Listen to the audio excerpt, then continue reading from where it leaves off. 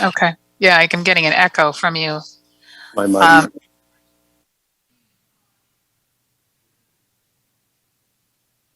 See? Okay. Can you wave your hand? I see you. I see you on the screen. Okay, great. Thank you, John. All right, we are working on that. Trying to get the sound back up, and it's fed through. It's a little bit of a hiccup, but we will get it sorted out. Thank you very much. Get ready. We're ready to do the test now. Tell you how.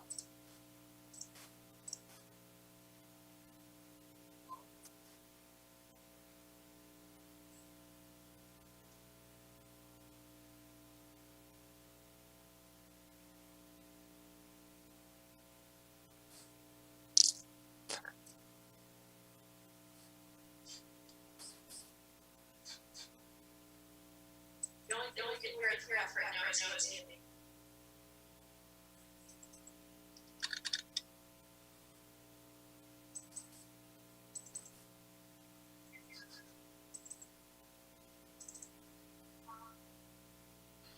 I just took Andy and unmuted him, or asked him to unmute.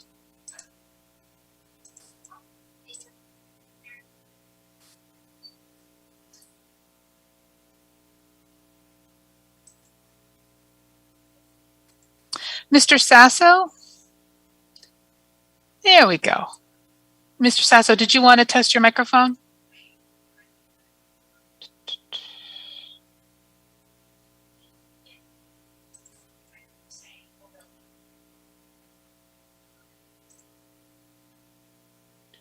Mr. Brown.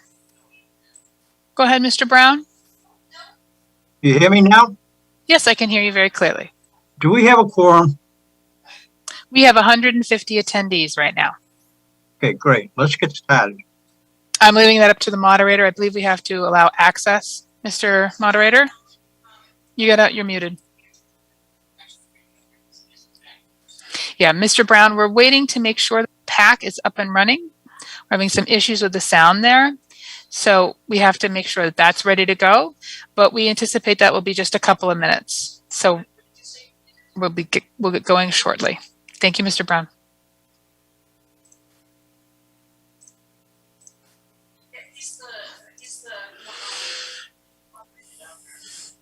Okay.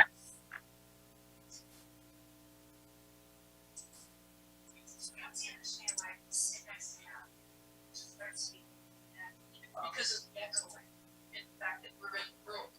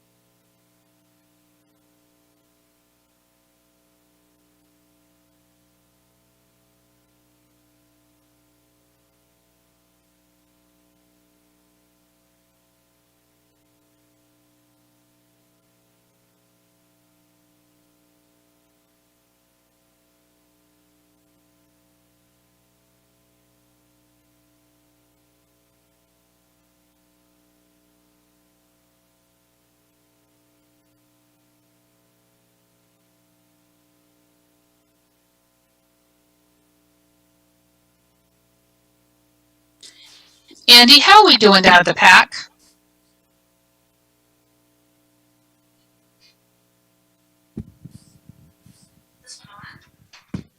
He's just muted again. No. I'm sorry. No. Test. Can you hear anything down there? Yeah. I cannot. The mic is open for the Andy Pack login. See, Okay. it's not picking anything up. So But you can hear Andy. I'm hearing Andy coming through as a panelist. The Andy Pack account is the one that is on. That's supposed to be the microphone that people speak into. All right, it's not muted on this end. No. Phil.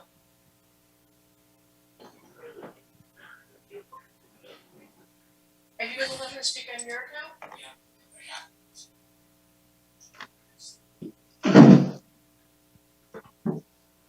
You know, Let me just.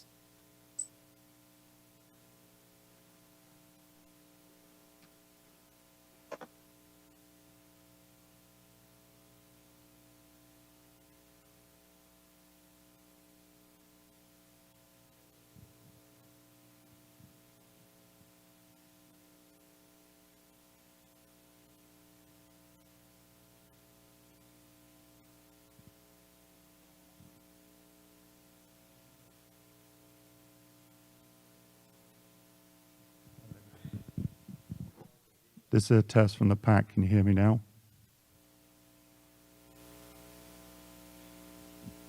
This is a test from the pack. Can you hear us now? Now? Now? Now?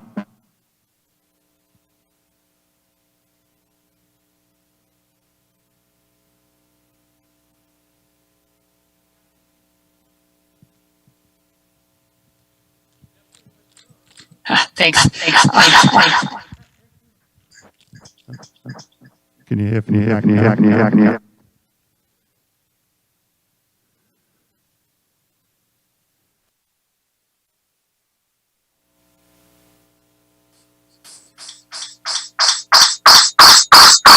Yep. are you able to hear them down there, Jane? I'm hearing something. I'm hearing it feeding back into a loop.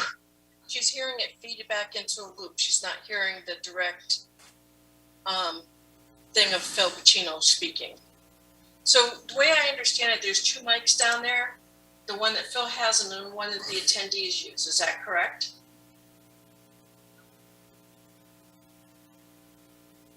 Right. Yes. But you're using their mics.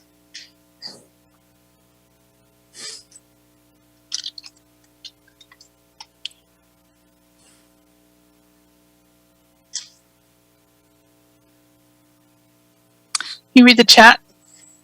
Sorry. No, I need him to read the chat.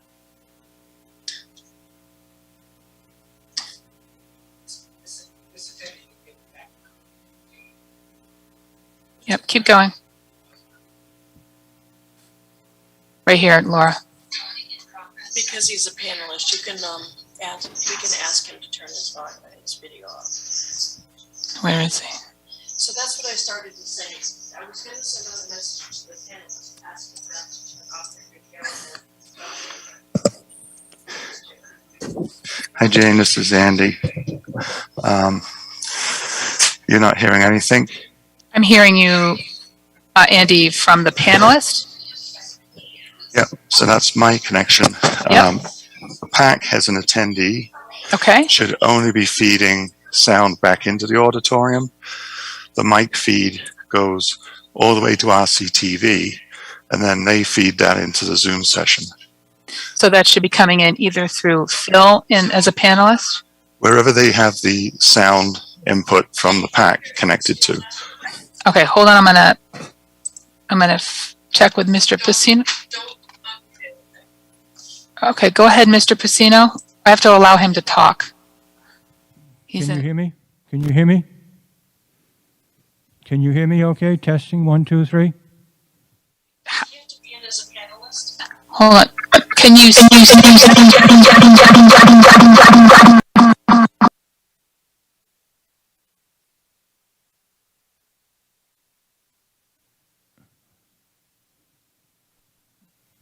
I'm seeing you muted, Jane.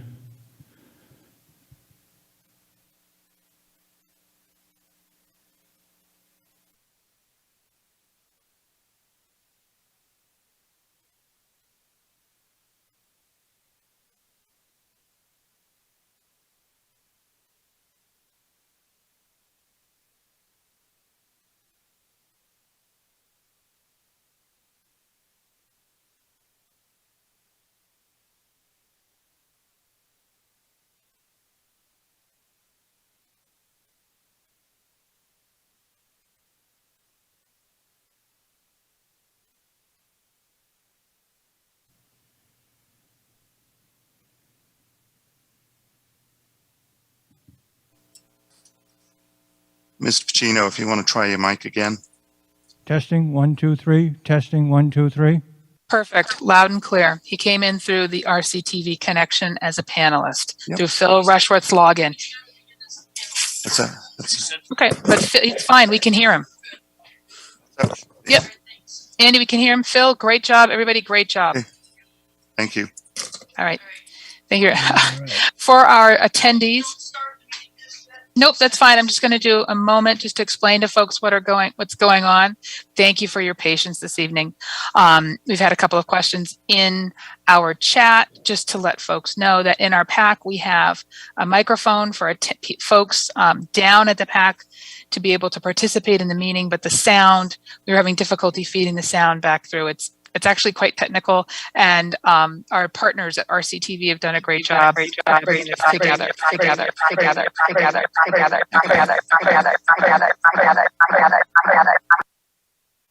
Oh, what was that? So are you.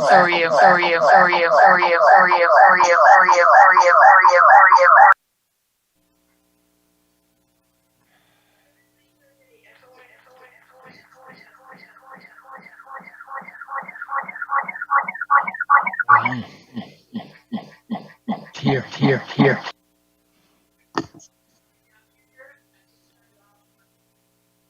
1, 2, 3. Okay.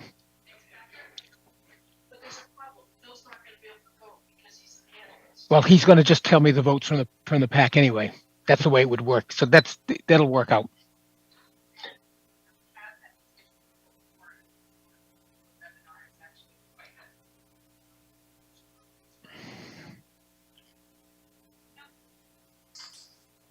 There we go. All right, we are about ready to get started, folks. Just a need minute. to wait for Laura to get back, and she's just around the corner. Yep.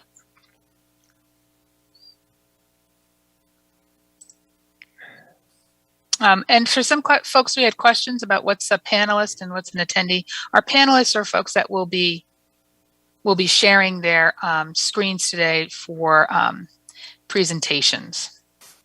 That's all. So at some point during tonight's meeting, they'll have a presentation. So they have to be a panelist in order for the webinar to allow that to happen. Okay. Okay, we are now ready. A quorum being present, this town meeting is called to order. We will now have the invocation given by Mr. Phil Pacino at the PAC. Mr. Pacino? Good. Can you hear me okay? Am I coming through okay? Am I coming?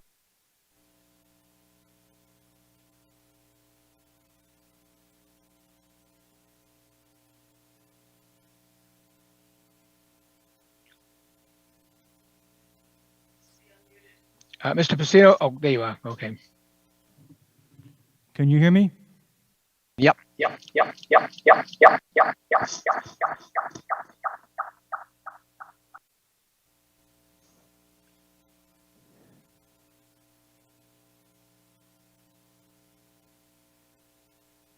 Mr. Pacino, are you speaking? I'm trying to, but okay, let me go forward then. Let us pray and brush the work we are to undertake. Last month was the 20th anniversary of 9/11. Many people lost their lives, air travelers and crew members on routine travel trips, many office workers, and too many first responders. We pay tribute to those who perished. We especially pay tribute to the first responders who knowingly risked their lives in an effort to save others, many of whom suffered grave and difficult and after effects to this very day. We pray for the continued healing for those who are physically and mentally affected by the tragedy of 9/11. Extreme intolerance and repudiation of others' ideas and their being continues. We pray for tolerance of all people. It should make no difference who you are, what you are, where you come from, where you worship, or what you believe in. We pray that all people, no matter who they are, learn about and accept others as themselves and as we would expect they would accept us. Last week was a holiday celebrating Indigenous Peoples Day and Columbus Day. Some decried the change in the holiday's meaning. We pray that we all should be able to tolerate each other and celebrate the holidays that each of us wishes to celebrate. We must take a stand against intolerance and exclusion and promote greater inclusiveness and diversity. We must respect human dignity of all people. We would be remiss if we did not mention that the past year and a half has been an ongoing pandemic. We pray for those who have passed away from COVID-19, especially Colin Powell, who we learned passed away today. We further pray for an end to this pandemic. We pray that all people will take responsible positions on how their decisions regarding the vaccine and other processes will affect others. We pray for a successful search for a future town manager. Finally, in a minute, we will be saluting the American flag. We may not live in a perfect world, but as we recite the Pledge of Allegiance, we should remember what the flag stands for and the sacrifices of the many behind it. But now we turn to the work on hand here. To again borrow from the book of Ecclesiastes, there is a time to read, there is a time to listen, there is a time to be confused, there is a time to ask questions, there is a time to speak our thoughts, there is a time to be heard, there is a time to be tolerant of others' expressed thoughts. There is a time to understand all we're being asked to vote on. There is a time to decide what our position is on what we are being asked to vote on. And finally, a time to vote. We ask for wisdom, knowledge, and understanding to do these actions in the best interest of all. We ask for tolerance and respect for all those who are present here and online tonight and in all other nights. We ask for this, that those whose opinions we disagree with, we ask those who disagree with our own opinions. We should build bridges to understanding and not barriers against it. We are here to determine what is best for the town. My friends, and again, I remind us all, as I've had many, many meetings, that we should all consider our friends here. Emerging from this get-together, we should try to navigate all paths and lower all barriers arising from our decisions here and avoid any detours from those paths. And then with the continued follow-up effort, there should be good results from the paths we choose to travel. With some patience, some sacrifice, some perseverance, and God's grace, there should be good return for our decisions. God bless, praise the Lord. God bless America, the town of Reading. Amen. Thank you. And now the Pledge of Allegiance. I pledge allegiance to the flag of the United States of America and to the republic for which it stands, one nation, under God, indivisible, with liberty and justice for all. The clerk will now read the warrant.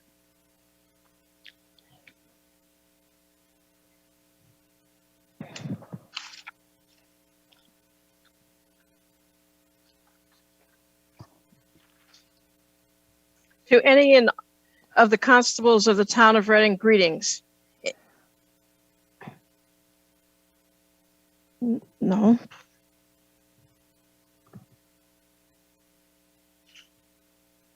In the name of the Commonwealth of Massachusetts, you are hereby required to notify and warn the inhabitants of the town of Reading qualified to vote in the local elections and town affairs to meet in accordance with Chapter 92 of the Acts of 2020 and the Chapter 20 of the Acts of 2021, and through the Zoom platform on Monday, the 18th day of October 2021, at 7:30 o'clock in the evening, at which time and place the following articles are to be acted upon and determined exclusively by town meeting members in accordance with the provisions of the Reading Home Rule Charter.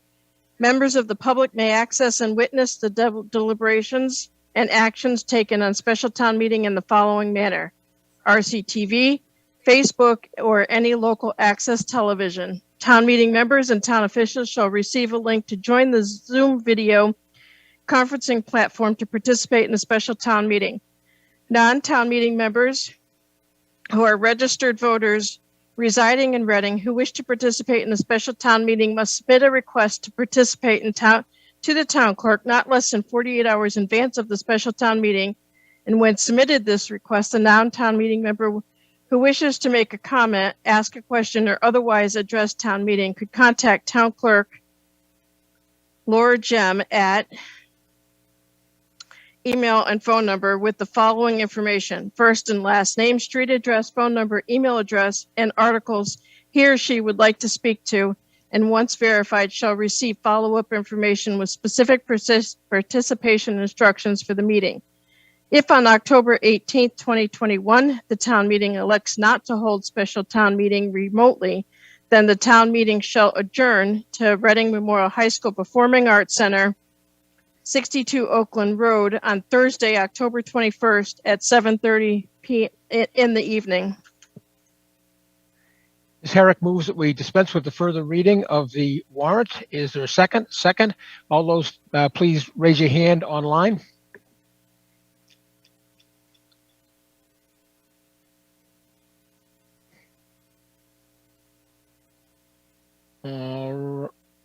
Still going. Okay, if we could lower those and all those opposed. And, okay.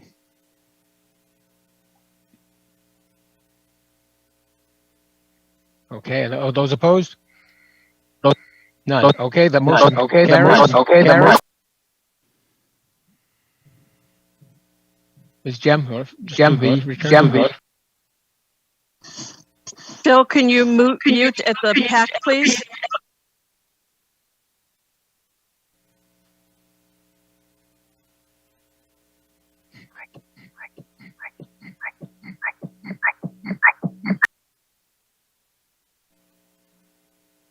Can the mute PAC mute?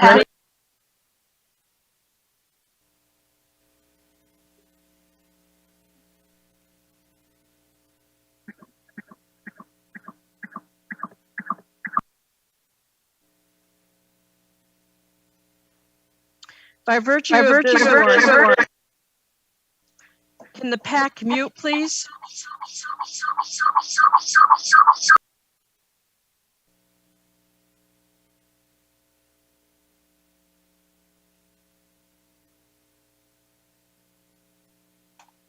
Are you able to continue? By the virtue of this warrant, I, Thomas Freeman Jr., on September 16th, 2021, notified and warned the inhabitants of the town of Reading qualified to vote on town affairs to meet at the place and at the time specified by the posting attested copies of the special town meeting warrant, along with the written request of town moderator Alan Folds, dated on September 9th, 2021, asking that special town meeting be held by remote participation pursuant to 2020 State Act 2020, Chapter 92, Section 8, and State of 2021, Chapter 20, Section 9, in the following public places within the town of Reading: Precinct 1, Killam School; Precinct 2, Reading Police Station; Precinct 3, Reading Municipal Light Department; Precinct 4, Joshua Eaton; Precinct 5, Reading Public Library; Precinct 6, Barrows School; Precinct 7, Birch Meadow School; Precinct 8, Wood End School; and Town Hall. The date of the posting being not less than 14 days prior to October 18th, the date set for special town meeting in this warrant.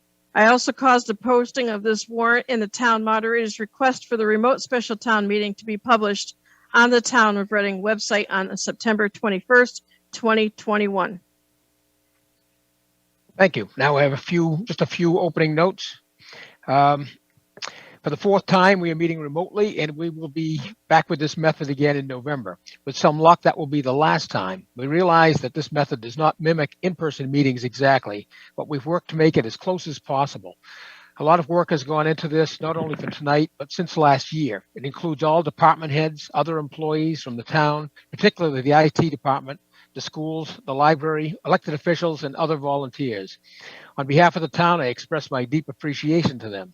Finally, I thank all of you, the town meeting members, and other citizens for your willingness and your patience to make this unusual method of governance work to keep our town running efficiently.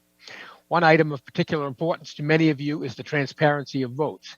That may result in roll call votes. Last spring, we developed a way of speeding up the process, and we'll use it again tonight if necessary. Here is how they work. Before the vote is taken, the moderator will ask the body if there are at least 20 members who want to take a vote that way. If there are at least 20 members calling for it, we must do a roll call vote. We will switch the voting method to record the votes by person rather than at large. That will create a spreadsheet that the town clerk will email to me. I will take it and read the results by name. Here's how I see us proceeding this evening. First, we're going to have a point of personal privilege. Then we need to take a vote authorizing the town to allow the virtual meeting to proceed. And finally, we move to the articles in the warrant. Just a quick overview of the process. If you wish to speak, use the hand raising option on Zoom, and you will be called in the order that the hands were raised. You will be asked to unmute yourself. We will try to give everyone a first chance to speak before repeating. If you wish to offer a point of order, use the chat option. If an amendment is offered, discussion will switch to the amendment until we vote on it. Then we'll return to the main motion. When we are ready to vote, a poll will appear on your screen and you will have 30 seconds or so to vote. The vote will be declared by the moderator and we move on to the next article. Now, Ms. Herrick will offer a point of personal privilege. Ms. Herrick? Do we need to unmute her?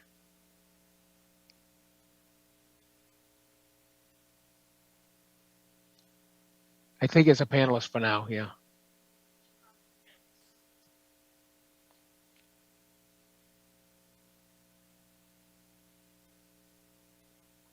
You don't have her on there as a panelist?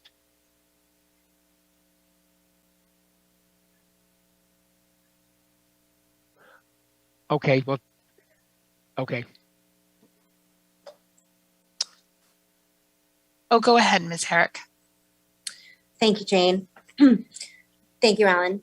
Dear town meeting members, my name is Karen Gately Herrick. I'm the chair of the Reading Select Board. It is my privilege to be here this evening, and I wanted to welcome you all and thank you for making the commitment to serve in municipal government. It is my hope, along with Alan's, that in the near future we will return to in-person town meetings, and I thank everyone here tonight for making this happen. We have a very full agenda before us with some large spending requests before you, worthy of your careful consideration. To start the meeting on a positive note, I'm pleased to present some recent financial highlights. Our town accountant, Sharon Angstrom, was able to persuade the Department of Revenue to certify a free cash balance in the general fund to be $17,730,000, considerably more than the anticipated $12 million expected just a few weeks ago. In addition, she recently confirmed that Reading's share of the ARPA funding was $7.6 million, and Senator Lewis confirmed that the Reading Public Schools had received a corresponding allocation of $1.3 million known as the ESSER funds. At our last select board meeting, our legislative delegation shared that of the $5 billion allocated to the Commonwealth of Massachusetts, they expected about $1 billion to be redirected back to local municipalities. We expect an update on how that might occur as soon as November. I look forward to figuring out with the Finance Committee, School Committee, and staff, and other select board members how Reading can best participate. On Wednesday of this week, the Finance Committee will hold a financial forum, and I encourage town meeting members, residents, and community stakeholders to attend and participate. Your input is valued and welcome. And now on a more somber topic, it is with sorrow that I report the recent and sudden passing of longtime resident and town meeting member, Dr. James Mon. Jamie was a tall man with a distinct Virginia accent not often heard in these parts. His long service on the Conservation Commission, passion for the environment, and expertise in mass conservation law was unequaled, and his institutional knowledge of areas like Castine Field, the Birch Meadow Master Plan, and so many other conservation topics will not be easily replaced. Most recently, Jamie served on the Municipal Vulnerability Planning Grant Committee and on the ZBA. He was dedicated to his community of many years, and only weeks ago, when he heard that the Select Board would consider a topic that we will discuss later in this town meeting, the once in 100 years opportunity to acquire 2.5 acres of sensitive, valuable land adjacent to town forest, Jamie made it his business to be present and active, powerfully and passionately advocating for the town to act on the opportunity to acquire this land. In all his interactions, Jamie was known to be thoughtful and civil and always focused on a positive result. On behalf of the Select Board and Town Meeting, I'd like to thank the Mon family for sharing him with us and being understanding of all the long nights away from home. Dr. Mon, Jamie, will be sorely missed by so many, and this community will always remain indebted to him for his many significant civic contributions. Thank you.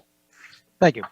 And now Ms. Herrick moves that the Reading Town Meeting commence business at this meeting remotely using the video conferencing platform selected by the moderator. This is something that we have to vote on before we can actually conduct this meeting via Zoom. Is there a second? Second. Is there any discussion on that? None appearing. All those in favor, please raise your hand on Zoom.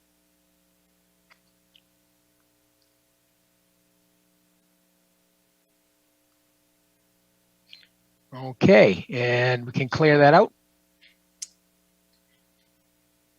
One moment. Okay, all Okay. those opposed?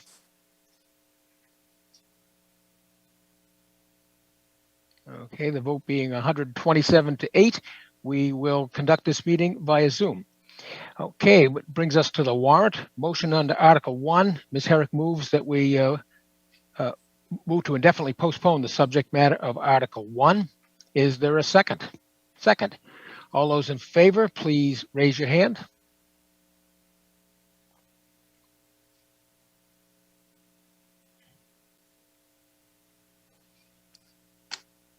A point of order, Mr. Moderator. Mr. Horn says he cannot raise his hand. He cannot raise his hand. Yeah, he made that comment in the chat. Okay. Does he tell us which way he is voting? I assume it's yes, since I just asked for the yes votes. His hand is raised right now. Oh, it is. Good. So I Okay, think, Mr. good. Horn, I think we got your problem sorted out. Okay. Yep. And all those opposed to indefinitely postponing this article, please. Oh, we have to clear it out. I'm sorry. I'm clearing it.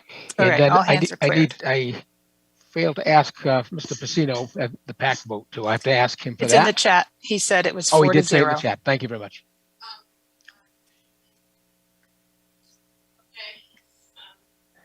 Okay. And I have the vote from the PAC for the Zoom for the first vote that we took.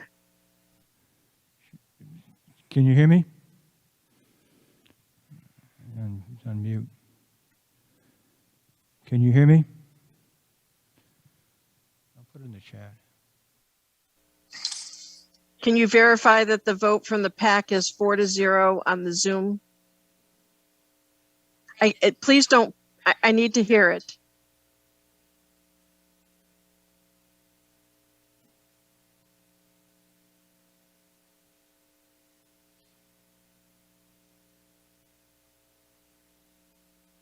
Mr. Pacino, are you able to unmute? Okay, never mind. I've got it 4 to 0. Got it. Okay, good enough. Okay, and where were we? Oh, now the no vote on the indefinite postponement of Article 1. Please raise your hand.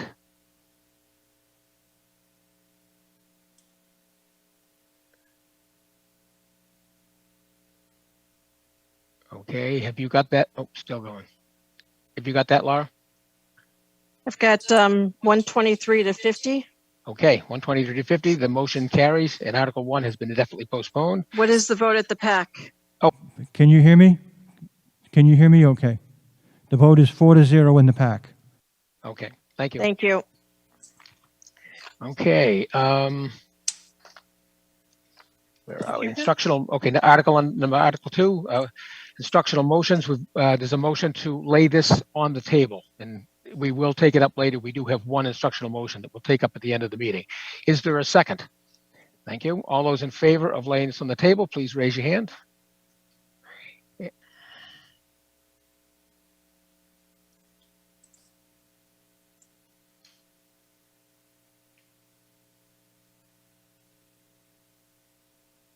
Okay. And we can lower those. And not quite there yet. Okay. All those opposed to laying it on the table, please raise your hand. Okay, it looks like the vote is 120 to 3. Is that what you have, Laura? 121 to 3. 121 to 3. Okay, What is? Go ahead. I'm sorry. motion carries and it is laid on the table.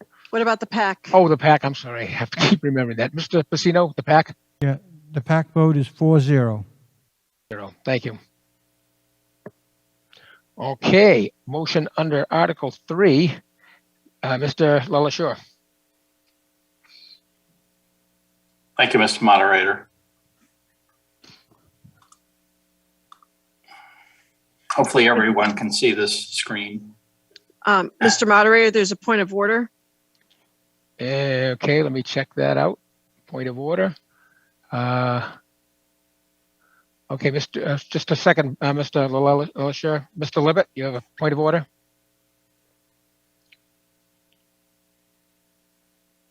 Hold on. Mr. Lippett, can Mr. Lippett raise his hand? There we go. Go ahead, Mr. Lippett. Thank you very much. Mr. Moderator, a question. By practice, special town meetings have been called for matters that are time critical or time sensitive emergencies. I don't know if there's anything in our rules or bylaws that address this question, but this article doesn't seem to meet that criterion to me. And I'm just wondering if it's appropriate to consider articles in a special town meeting that are not time critical. Thank you. Okay, just to answer that, there is no such bylaw opposing that. So there is nothing out of order about this motion. So Mr. LaLashire, continue. Thank you, Mr. Moderator. As town meeting members know, Article 3 changes the capital plan, but it doesn't authorize any funding for any of the items in the capital plan. The full capital plan, both for the general fund and the enterprise funds, are found in your warrant report, the blue pages 17 to 29. Bond counsel requires us to specifically mention the articles that I'll mention now because they're near term, either current year or next year changes. In terms of FY22 in the general fund, there's 3 requests for funding. One is an $185,000 for a DPW snow holder. That's moved up 1 year and added $5,000. The snow holder is just in urgent shape for needing repair a little sooner than we had hoped. There's a $140,000 request for some window safety film. That's primarily in school buildings. It's to harden some of the entrances as part of the building security study. This was something that we had on the list, but it wasn't able to be funded within the project budget. And lastly, there's a $60,000 GIS flyover. The state we partnered with the state on this, and they moved up their schedule 1 year. So if we want to continue to partner, we have to move that up 1 year.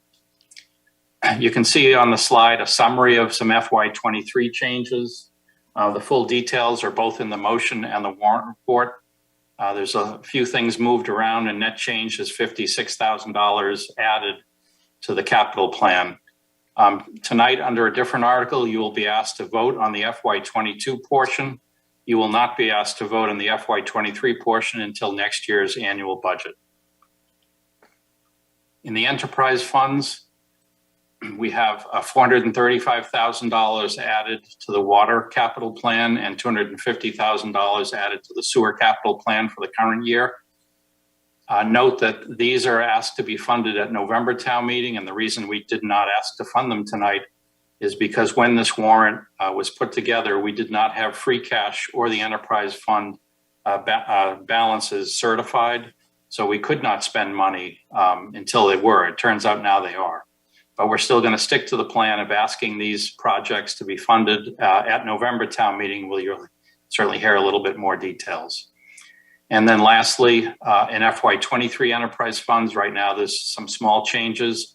You will not be asked to vote on those specifically tonight to be funded. They will be part of next year's budget. Thank you, Mr. Moderator. Thank you. FinCom report, Mr. Ross.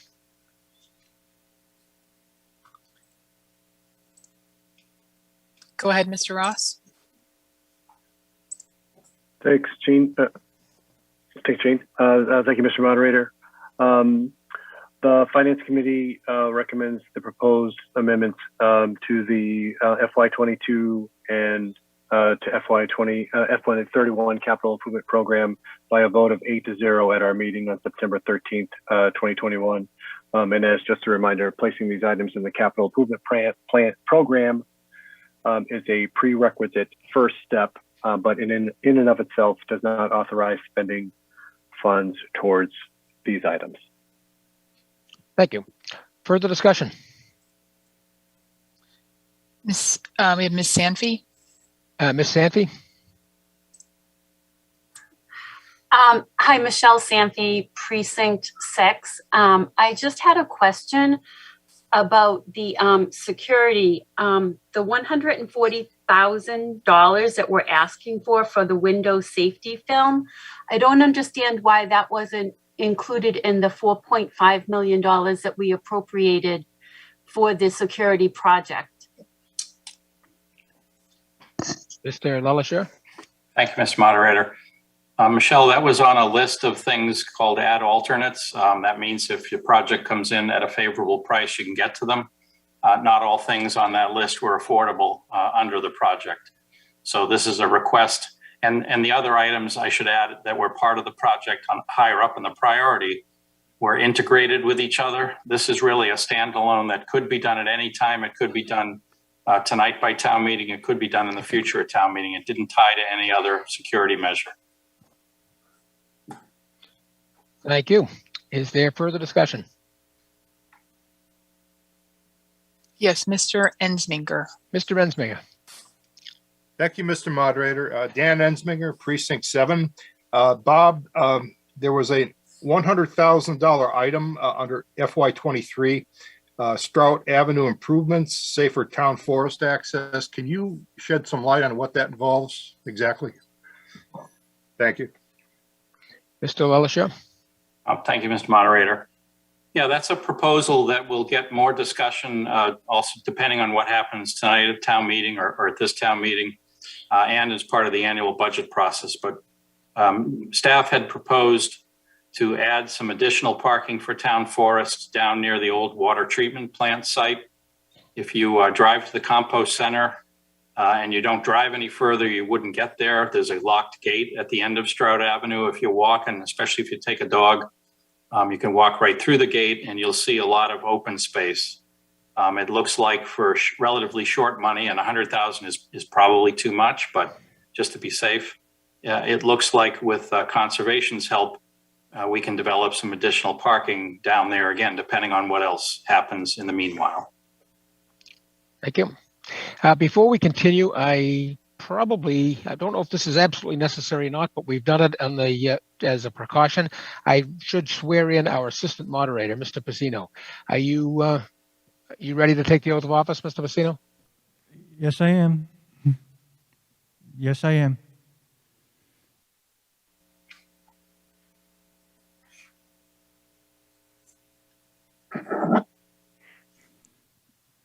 Gadzooks. Can you hear me? Yes. Oh.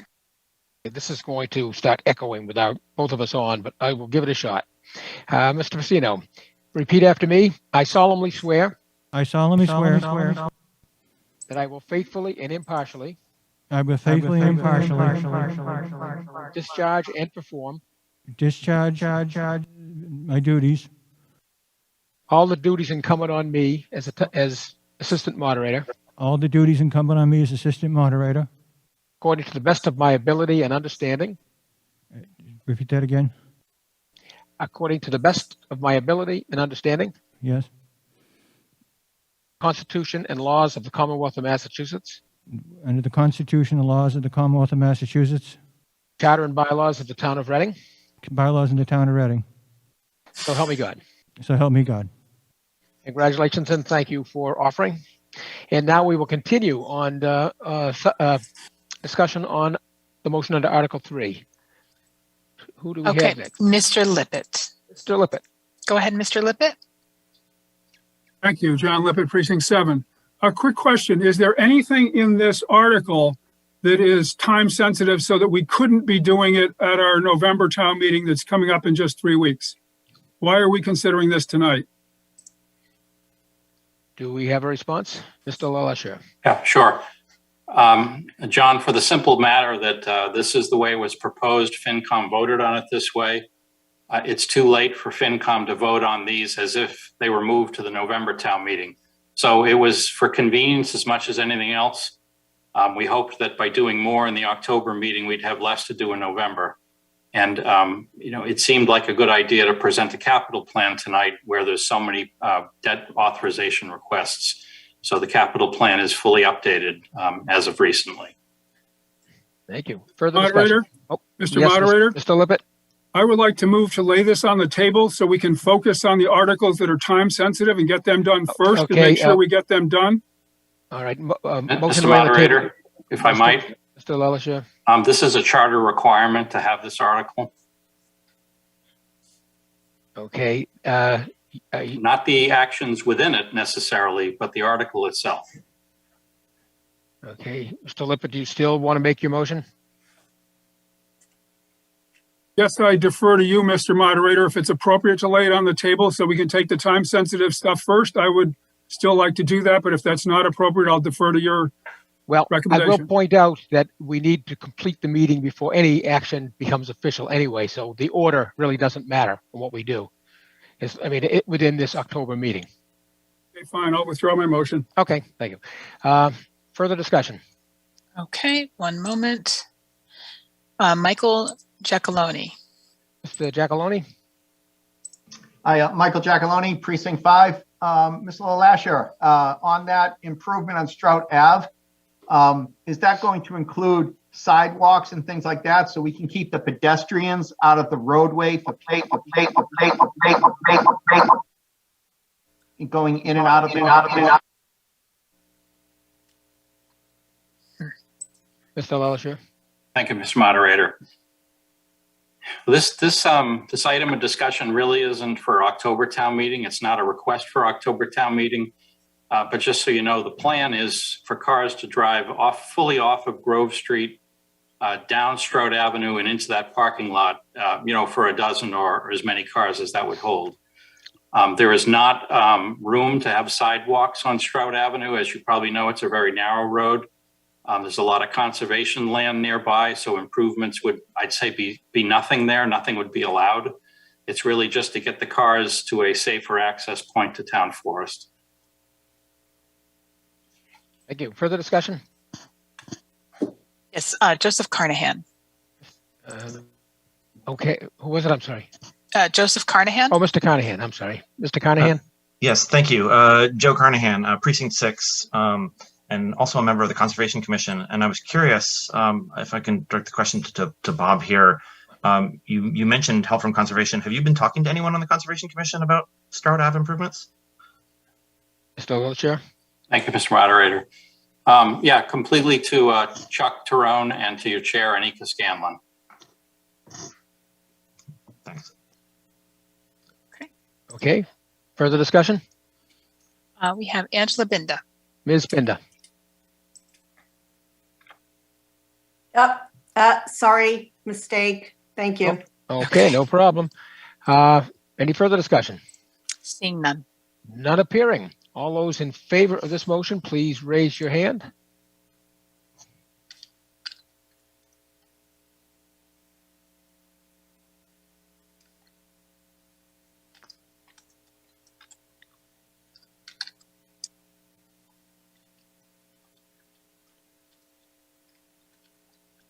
Okay, do we have that, Laura?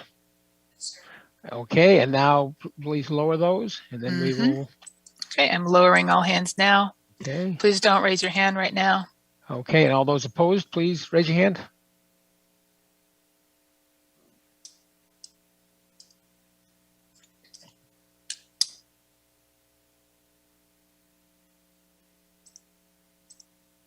Mr. Moderator, there's a request that you state the motion when you ask for a show of hands. Okay, I will do that. Okay. Do you have the numbers, Laura? Yes. Okay, and they are? Pack. The pack. Oh, the pack, yep.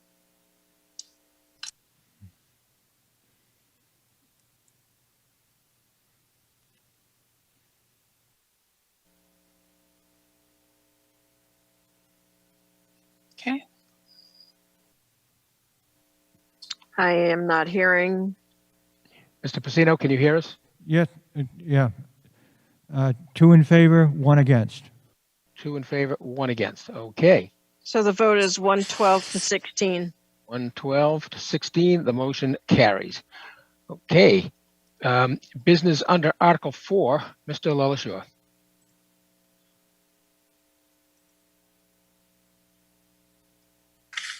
Thank you, Mr. Moderator. Let's see. Among other things, Article 4 does fund the capital that was just discussed. It does a few things in addition to that. You'll see the article was crafted not to spend any free cash because, again, it was not certified when this was put together and put in front of FinCom. First is to shift $375,000 from a benefits line. In July, we had a holiday for the whole month and saved about $750,000 for the general fund. I should note that that's a one-time savings for this fiscal year only, so it doesn't reduce the future budget. But we certainly have $375,000 to spare, and next annual town meeting, we'll probably see an additional $375,000 either put towards OPEB or put towards some other need.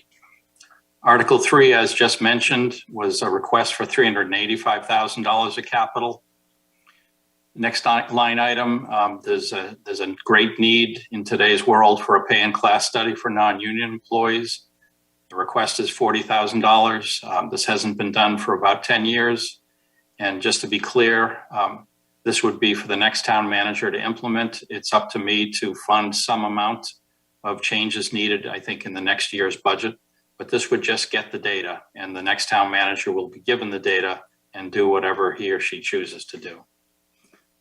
In Economic Development Liaison, we have currently working part-time, but she is actually grant funded and working through a consultant, so we don't need those wages.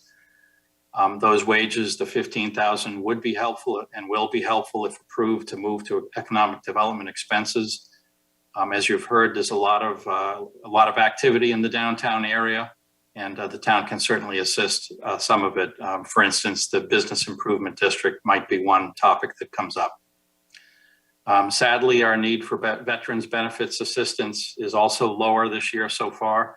It will be a little bit higher next year, but for right now, there's a reduction possible and suggested. The Select Board in Reading and the Town Council in Wakefield have approved an intermunicipal agreement to share animal control.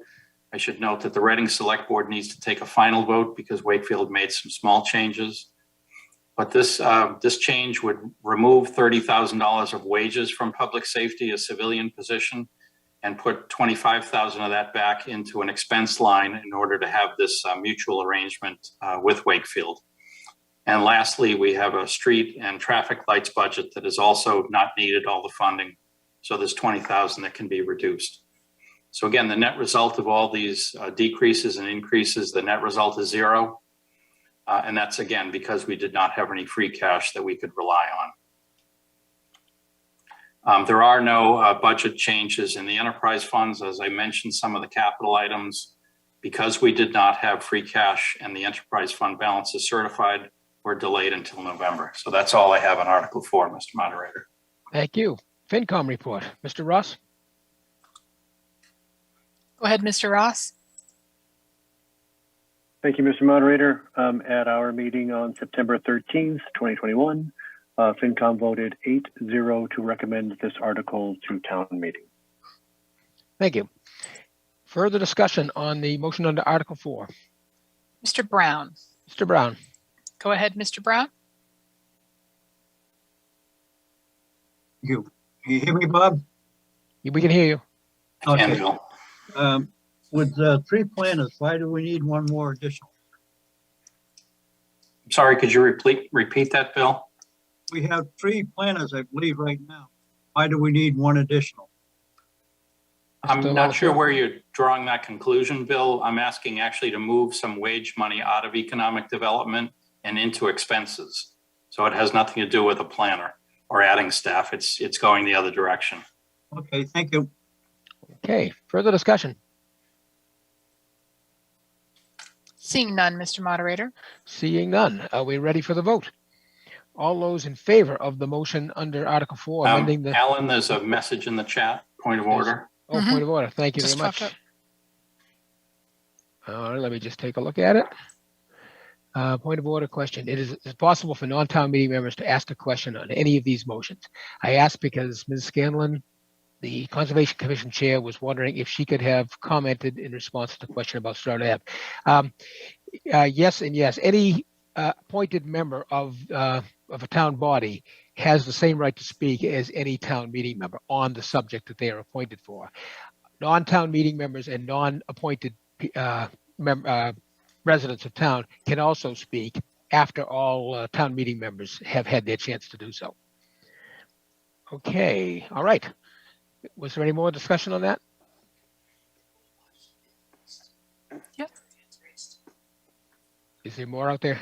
There are no hands raised. There are on no the hands. panelists. Okay. No, All no, right. no, Mr. Moderator. I was saying there are no hands raised on the panelists. There are 10 attendees hands I raised thought at the I saw moment. that. Yeah. Okay. So, did you notice who was first? They're taking their hands down. Are they taking their hands down? Ms. Downing is, yeah. No, Okay. it comes up, it goes automatically. Oh, okay. Ms. Downing? I'm sorry, my hand was up for the motion. That was an error. Sorry. Oh, oh, no problem. Okay, great. No problem. Thank you. Anybody else? They all going down? Looks like there's still one hand up. Yep. Who was that? Mr. Brown. Oh, Mr. Brown, you have another question, or is that left over?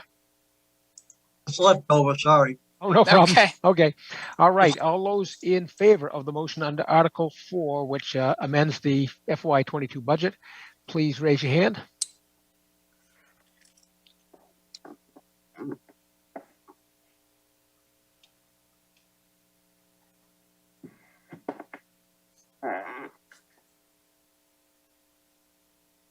Okay. All right. And now those opposed? Oh, let me clear the hands clear first. that out first. Yep. Okay. Those opposed? Okay. Okay. It looks like 3. And at the pack? 3-0 in favor, Mr. Moderator. 3-0 in favor.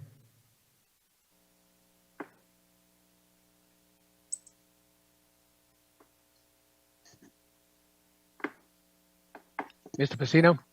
I'm here. Can you hear me? 3-0 in favor. Very much. Okay. And Total being 155 to 3. 155 to 3, the motion carries. Business under Article 5, Mr. Lelashore. Thank you, Mr. Moderator. May I have permission to speak more than 15 minutes? The presentation will not be long, but the questions may. Okay. Is there any objection to that? Not appearing? Go ahead. Thank you, Mr. Moderator.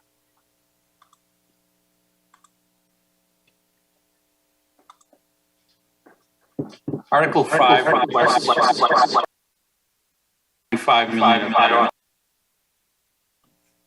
There's 2 parts to this, although they're intertwined. $800,000 to outfit an upstairs vacant training room into an emergency management and police training meeting room.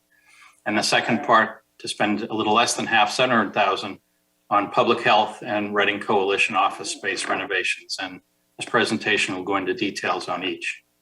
Just as a reminder, this is from the facilities annual budget presentation.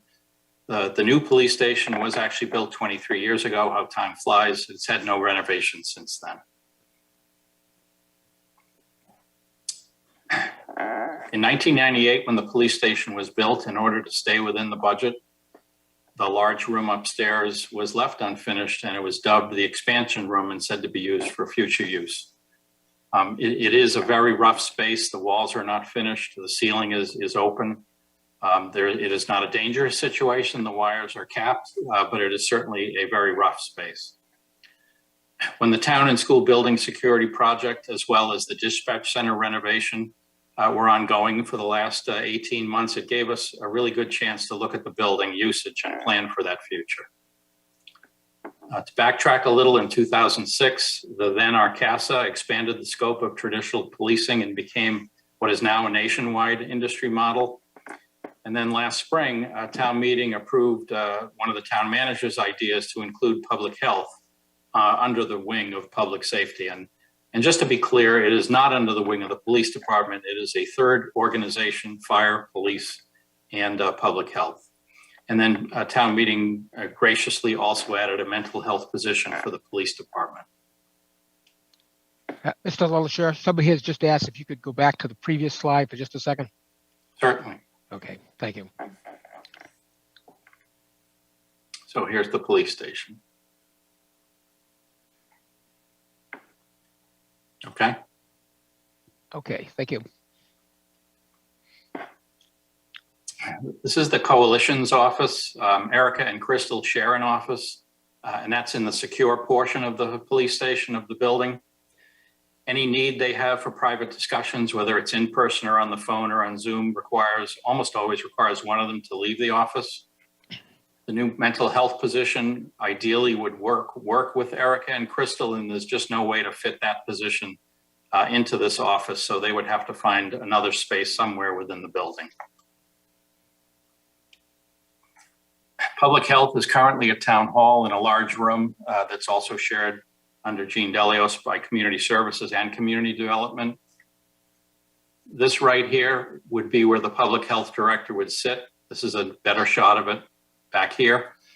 There's a cubicle with no privacy. There's some COVID walls have helped slightly, but one of the constant requests from both the now department as the Board of Health was to add a privacy component to this function. As it is now, public health staff have to find either outside the building to make a phone call or to use a conference room if there's free conference room space, and there usually is. And then other health staff is near this position right here. So when I took this picture, I was standing right here, so it's not too far between the health director and the staff, but it's not contiguous. Now, with any luck, this will work.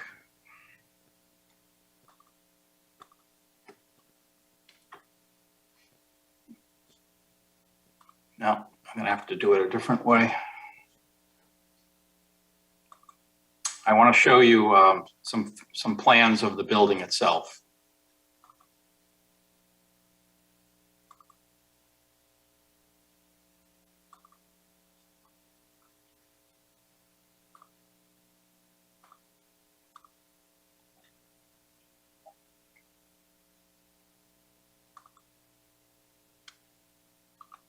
To start out with a real overview of the police station building. This is the first floor that you would walk into, the ground floor. This is the public entrance right here. To one side is the elevator and a stairway, both upstairs and downstairs. This right here is a very small conference room that sometimes the public and a police officer will use to have a discussion. In the middle, and I'll show some pictures shortly, there's a little bit of an island here. This right here is where dispatch was temporarily. This is a window that will be closed off when the work is done. This is a door to the secure part of the police station right here. This is a dispatch window, and I'll show you some pictures of that shortly too. That used to be open to the public and to the lobby. It is not anymore. Restrooms are here. And then the office space, I'll show you a little bit more. The proposed office space for the coalition, for the mental health position and public health would be right here. So it's a relatively simple walk in through to the public portion of the building and a sharp right into this area. So it's fairly convenient and it's quite private. And I'll show you some more shots in a sec. This is upstairs. This is the unfinished space. So you can see as you go upstairs or up the elevator, this is a very small public area, public lobby. This is support services. Administrative staff is in here for some things that the public comes up to. Right here is the secure door to the rest of the police department. You can see everything but right here. And this here is the chief and the deputy chief over here. Everything here is behind a secure wall. The coalition is up here in one of these offices. And again, this secure space would be for both police training and as needed as an emergency operations center. To look at some examples of what office space could be like, again, we walk in from the public door through the entrance to this area. There's a waiting area of some sort, and this is just a rough sketch. There's an interview room. There's that conference room for privacy if necessary. There's two, this is probably going to be two full offices. One would be for the coalition director, one would be for the public health director. Each of those would then have 100% privacy in those office spaces, and then additionally another room as may be needed. And then over here would be the mental health staff, the other coalition position, and other health staff. And I should note that These are functions that are often out and about in the community. They're not sitting around in their office a great deal, so that sharing spaces for some of the staff I just mentioned is not a major inconvenience. For instance, our health inspector is out of the office most of the time. Let me go to some pictures.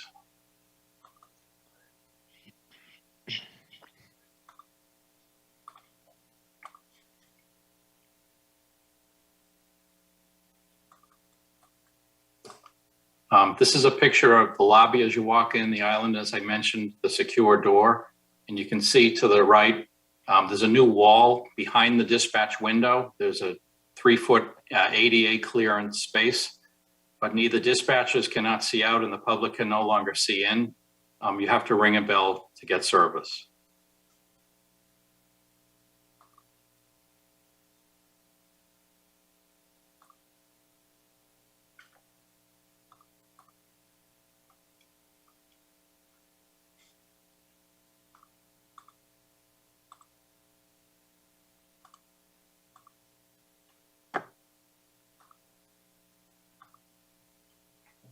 Here's another shot of that island. This is the door to the proposed office space. This is a door to the restroom. Here's the door to outside. And again, here's another shot of the new wall behind the dispatch window, if you will. We did that consciously to give the lobby more privacy. We also gave the dispatchers more privacy. There is a way for the head dispatcher to sit over here at an angle and see anyone at this window. That position does not see anywhere else in the lobby, again, for what that's worth. So to summarize, Article 5, as well as the ensuing articles, all except one, require a 2/3 majority to pass. If this article passes, we would issue an RFP immediately. We will issue debt sometime in either late December or mid-December or early January. We're not sure yet, depending on what gets approved or not tonight. We have to issue some debt for past articles approved. There would be an estimated completion date in the summer of 2022. If this fails to receive 2/3 vote, the health director and the staff will stay at town hall in the spaces I showed you. The coalition and mental health staff, they'll have to find a space for the new mental health position. The coalition will remain behind the secure portion of the police station.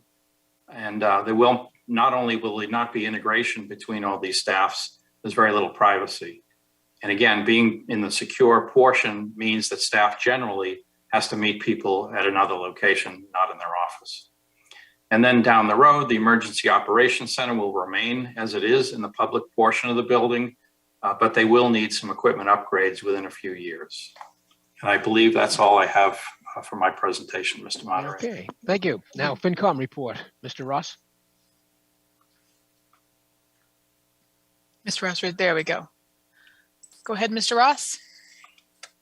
Thanks, Jane. Thanks, Mr. Moderator. At our September 13th, 2021 Finance Committee meeting, we voted 8-0 to recommend this article to town meeting. This project was included as part of the capital plan, and then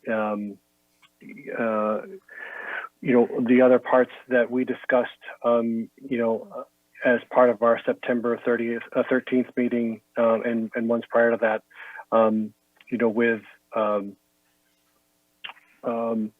with the head of facilities, the town manager, and the chief, discussed, the staffing changes that were approved as part of April town meeting, as Bob referenced, for public health, and moved as a separate department and linked to public safety, as well as the additional mental health position. These were all kind of key points that were discussed at our meeting. Again, we had a thorough discussion with town manager, head of facilities, and the chief to review the combination of training needs and office space were highlighted to our vote results. Also, as Bob mentioned at the end there, including this in a current debt issuance was also considered. Thank you. Thank you very much. Now, any further discussion under the motion under Article 5? Mr. Moderator, we have 4 hands showing, 5 hands showing. We're starting with Teresa Wiggins. Ms. Wiggins. Hi, Teresa Wiggins, Precinct 8. I had a question for Town Manager, Mr. Moderator. Is that okay? Yes, yes. My question is just in terms of the normal design phase, I'm wondering what funds were used for securing the plans for this project, though it hasn't been approved. Mr. LaLacheur. Thank you, Mr. Moderator. Therese, we have something in the budget called the house doctor. I actually have a figure here to remind me. So we used facilities funds last winter to get the sort of rough draft cost estimate, if you will. It wasn't a lot of money, as I recall. Okay. Further discussion? We have Heather Klisch. Ms. Klisch. Oh, I'm sorry, I've just accidentally muted her. Go ahead. Hi, thanks. This is Heather Klisch, Precinct 7. I'm wondering if you can tell us what the square footage is per space and the cost per square foot of each of these spaces. Mr. LaLacheur. Mr. Moderator, I don't know the square footage of the cost. It could be that someone on the call, Joe Huggins or someone might do that, but I do not know the cost per square foot. Do we have anybody on the call who could answer that? Get the exact square footage, but we're still in the design phase right now, so we don't have a final cost estimate until right before we go out to bid. Okay. Further discussion? We have 8 more hands up. Nancy Doctor is next. Ms. Doctor. Nancy Doctor, Precinct 1. I actually think there are a lot of merits in this reorganization, and I think there's a lot of positives in moving the health department into what is now the police station. But I'm actually very reluctant to support this article the way it is. This reorg is actually a very big deal, and it has really not gotten the attention it should and that it deserves. You know, the town manager has shared that this is a very unique reorg. There's no blueprint. So surely we should have had some type of public input, public forum on how we want this to look physically. We have it on green space. We have it in downtown parking. To me, one of the most critical issues that stands out in this is accessing the health department. You are walking into a police lobby. Now, the chief and the slides tonight tells me there's going to be a privacy screen or a privacy wall covering the dispatch, but it is still a police lobby. The health department should have a completely separate entrance into this building. Think about this. Right now, folks are going to be walking in the front door under lettering that says the police department. That's another issue. What are we going to call this new building? I personally like public health and public safety. You know, an issue that came up at the last Board of Health meeting, and I got the impression they're stakeholders that may not have given any input into this design. A select board member suggested it would be simple just to tack on an health department under police department. And there, hence, to me, is the problem. This is not simple. It's far from it. I think we really need a more transparent process to discuss the physical design of this reorg. Frankly, it might cost more money. Maybe we want Ricasa and the community officer and the embedded social worker to be more accessible in public space. I don't know, but I don't think we've talked about that. So while I'm in support of the intent, I can't support this without some assurances that all the stakeholders and the public are going to weigh in on the design of this. This is actually very important. I don't think due diligence has been done.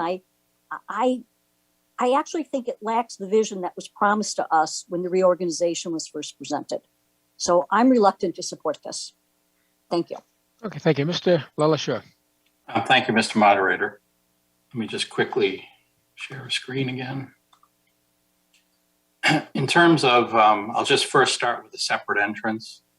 As you could see, any entrance to this space, if that's what we're talking about, would take away from office space. A separate entrance was discussed internally last winter, and for a couple reasons. One, the taking away of space, because no matter what, we're going to want to have access to the lobby and to the rest of the building, because coalition staff works very closely with the rest of the building, and I presume the mental health position will also. And then the other thing was security, that an outside door added to the police station was not under the security project design, so that it just would take away staff safety, frankly.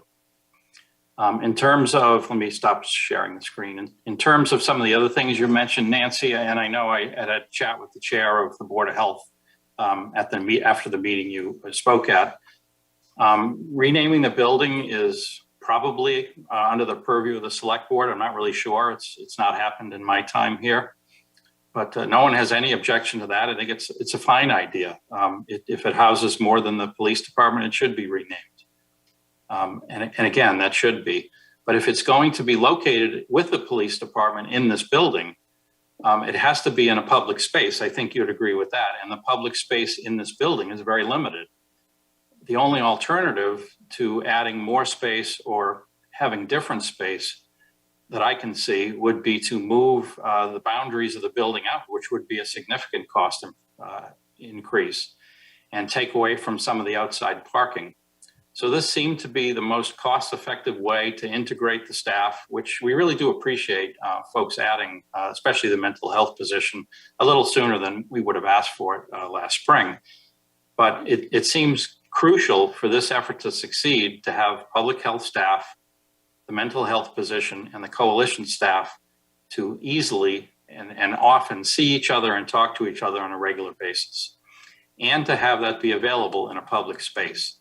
And the coalition has said repeatedly that they need to be in the current police department to work with police officers.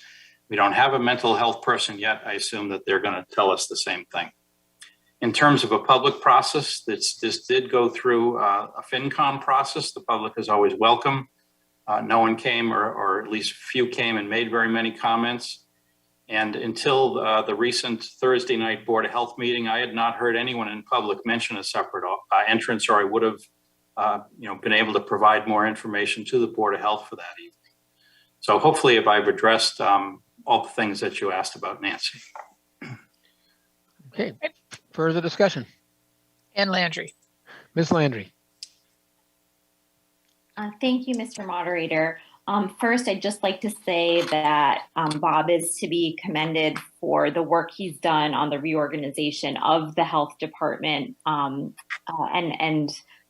the vision that he has put forward. And I understood that the Board of Health had been consulted and was in support of that reorganization. So I was interested in hearing at the Board of Health meeting this outstanding concern that was raised by Nancy Doctor and then echoed by members of the Board of Health with respect to the need for privacy and potentially a separate entrance. So I am encouraged to see from the images that Bob has shared about the privacy screen at the dispatch window. And I didn't know if anyone from the Board of Health happened to be on the webinar this evening who could speak to whether that is satisfactory from a privacy and health perspective. Mr. LaLacheur. Thanks, Mr. Moderator. Ann, I did get a message just before the meeting that the Board of Health member that intended to speak was actually called away in the hospital right now, so I'm not sure if she'll be able to return in time. Oh. Okay. Can folks still hear me? Yes. Okay. Another question, Bob. I was wondering when you spoke to the concern that if this is not approved tonight, then the privacy and easy integration between the departments won't be able to be achieved in the near term, at least. Now, privacy and easy integration in some ways are opposing forces. So I was wondering if you could speak a little bit more to what that would look like under this new structure. How, for example, for folks who are coming forward to the health department with personal and private health needs that they would not want necessarily to be made, they wouldn't necessarily want to let the police department know, for example, about their substance use disorder for which they're seeking treatment and they're seeking assistance from the health department, or the folks that are housed in the more public space within the building. What kind of protocols will be in place to protect individual residents, personal health, privacy? Mr. LaLacheur. Thank you, Mr. Moderator. I know Erica McNamara, the coalition director, is somewhere in the audience. There she is. But I would say you saw the space they're working in now. You saw that it was within the secure portion of the police station. Right. So this is clearly an improvement over the current situation. Erica? Sure. With the moderator's permission. Ms. McNamara? Thank you very much. It's a great question, and we have a lot of workarounds for dealing with it right now. We make appointments and schedule time in our downstairs conference room or the community room. We'll have a space that we'll be able to meet with people. And then we also have spoken with the library if we're able to book space there as well. So there is ways that we work around most of the work that we do with adolescents. We do within the schools and work with families. We can schedule that to make sure that people have the privacy they need. One of the things to keep in mind is a lot of the work that we do is by phone. And that's sometimes why we need the space to be able to speak privately. And the mental health clinician will need that most definitely. There's a lot of things that as you're hearing someone share their personal information, even though someone else can't hear you, if you share an office, you want to be able to be in a private space to be able to maintain your composure and work with them as, in a HIPAA compliant way. So that's the desire, is to have the private office space as well as the opportunity to meet in the conference area. And if this is not approved, we'll continue to do our work the best that we can, but this design does allow more. That's really helpful to hear. Thank you. And if someone that one of the health department folks were working with for, who had a particular health need, say that they then became subject of a criminal investigation, how would those sort of lines be drawn? How would there be collaboration? How would there be separation and privacy in that kind of situation? Ms. McNamara? In terms of anyone that enters the police department, there is no questioning of anyone that enters. So anyone can enter the department freely. We have people come in and out all the time. People come in for compost stickers and a variety of things. So if someone was ever hesitant to come to the department, we would make arrangements to see them at another location. But we do not look up anyone's information. If people were visiting the health department area, there would be no law enforcement trying to identify who that person was. It just doesn't work like that. Our lobby is considered an open space for anyone to come in, and it's a welcoming space. The only interaction is if someone went and pressed the button and asked to speak with the dispatcher or asked to speak with an officer. So I don't know if that answers the question, and Chief Clark can maybe speak to anything else, but there's no questioning of people when they come into the building unless they're a person in need of service, if that helps. That does help. Ms. Landry? Yes, thank you so much. That does help. I would be curious if someone were subject to a criminal investigation, would the information that they had provided to members of the health department, for example, would that be accessible to the police department as part of a criminal investigation? Ms. McNamara? I see Chief Clark's hand is up, so he may wish to speak to the criminal matters. That would be that. Thank you. Thank you. Chief Clark, are you available? Yeah, Mr. Moderator, I see some stuff popping on the chart. In the chat. So I don't know if you want to look at that first.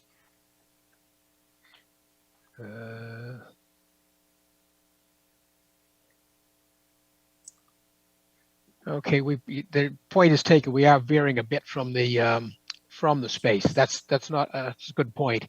Yeah, I will let you answer, I Chief understand Clark, that. Okay. and then we'll move on. Sure, Right. understood. And just briefly, thank you, Mr. Moderator. To what Erica said, and without giving exact examples, I can't say what happened, but somebody walks in the police station, they come in daily to use the med box, use the shops container, use the restroom, use the water fountain. Somebody comes in, they would walk right into public health. And nothing's going to change with them physically being located at the police station. That doesn't change how Erica works, how the mental health clinician work, how public health works. It's just a physical move into the building.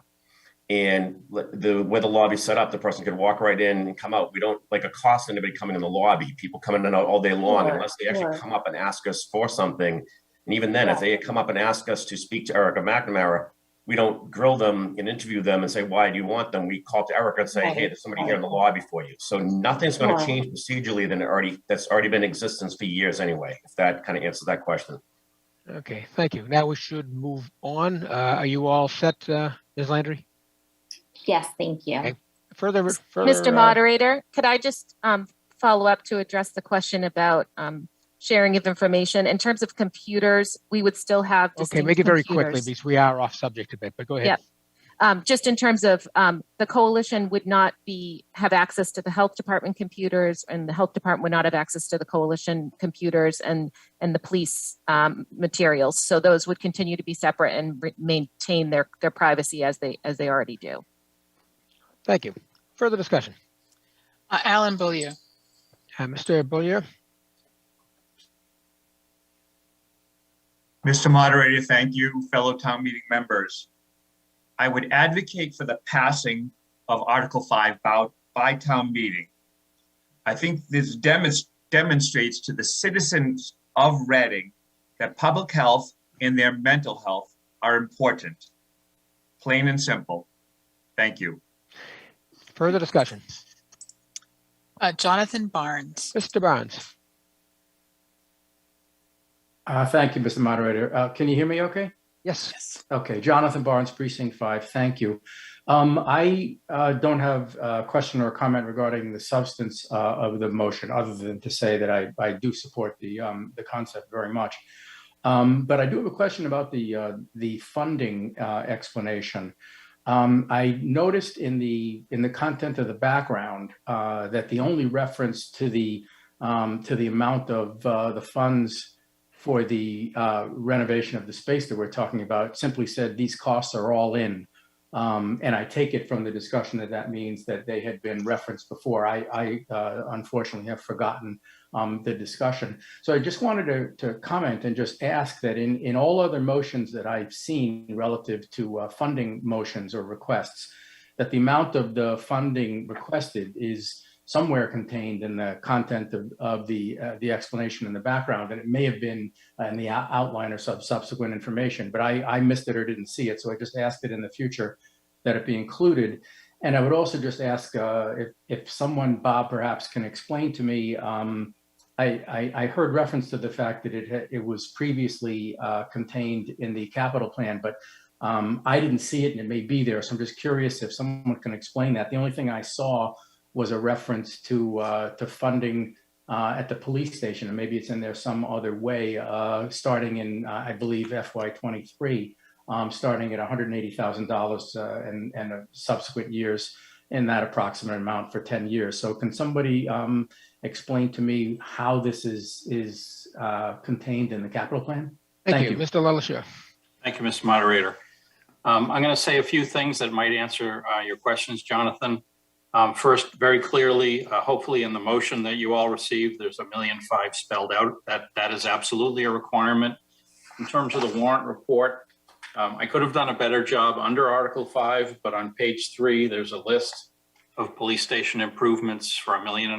It is also in the blue pages at $1.5 million. And again, I could have done a better job in text under Article 5. And lastly, to the annual town meeting last spring, I mentioned verbally that it was in the capital plan, but not funded because we didn't have an amount yet. So somewhere in the capital plan from the spring, if you look, there's just a single line with no dollar cost next to it. And I think I mentioned at the time, I thought it would be about $1 million.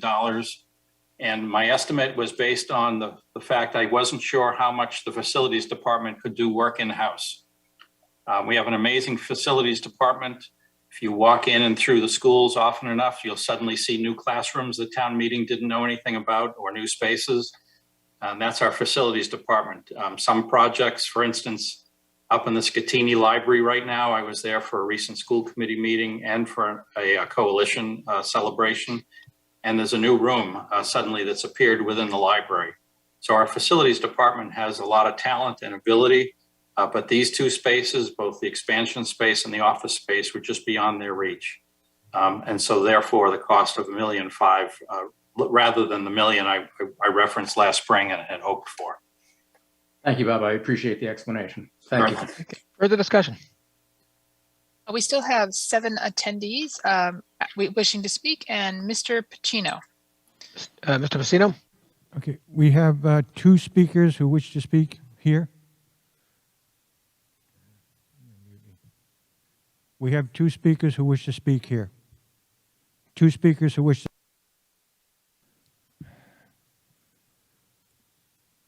We have 2 speakers who wish to speak here. We'll take one of them to start with, and we'll take the second one while we're there.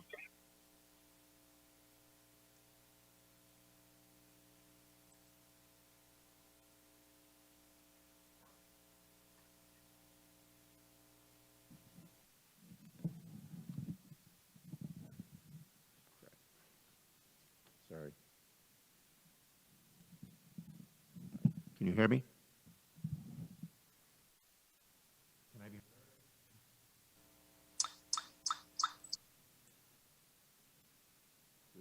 Guy. Hello? Can I be heard? Hello?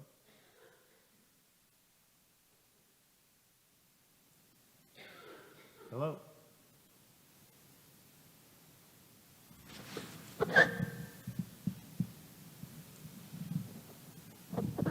Person, your microphone.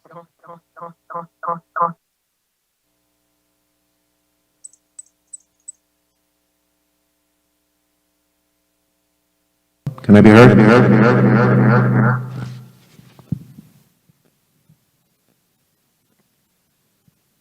Can I be heard now? Sync.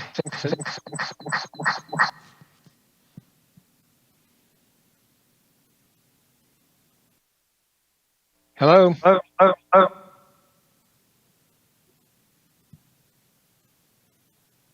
Is your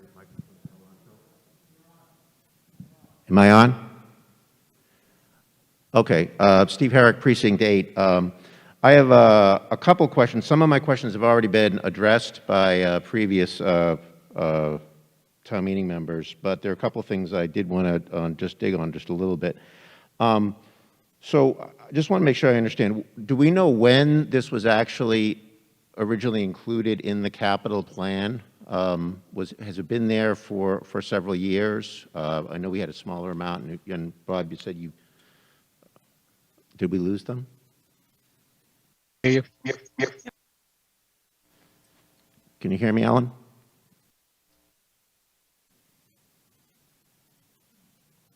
This is painful. They can hear us? Okay. So my question was, how long has this actually been in the capital plan? I just want to make sure I understand.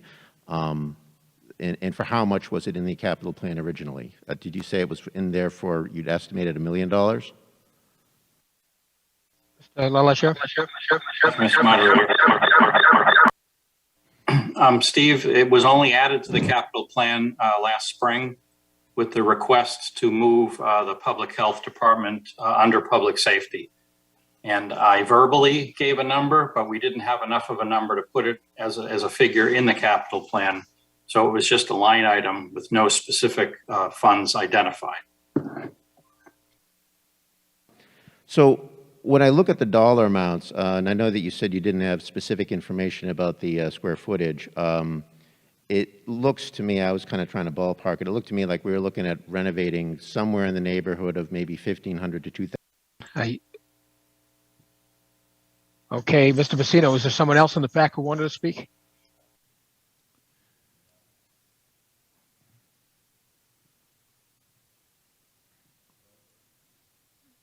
Sir. Okay, Mr. Pacino, is there someone else in the back who wishes to speak? The original person still has more questions.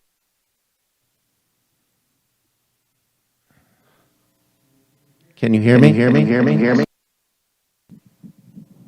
Yep. You can hear me? Hear me? Oh boy, this is brutal. Okay. This echo is Terrible terrible. feedback. Yeah. What is that? What's causing that? I don't know. Mr. Pacino's, what he, his mic is muted right now, so it shouldn't be feeding back in the room.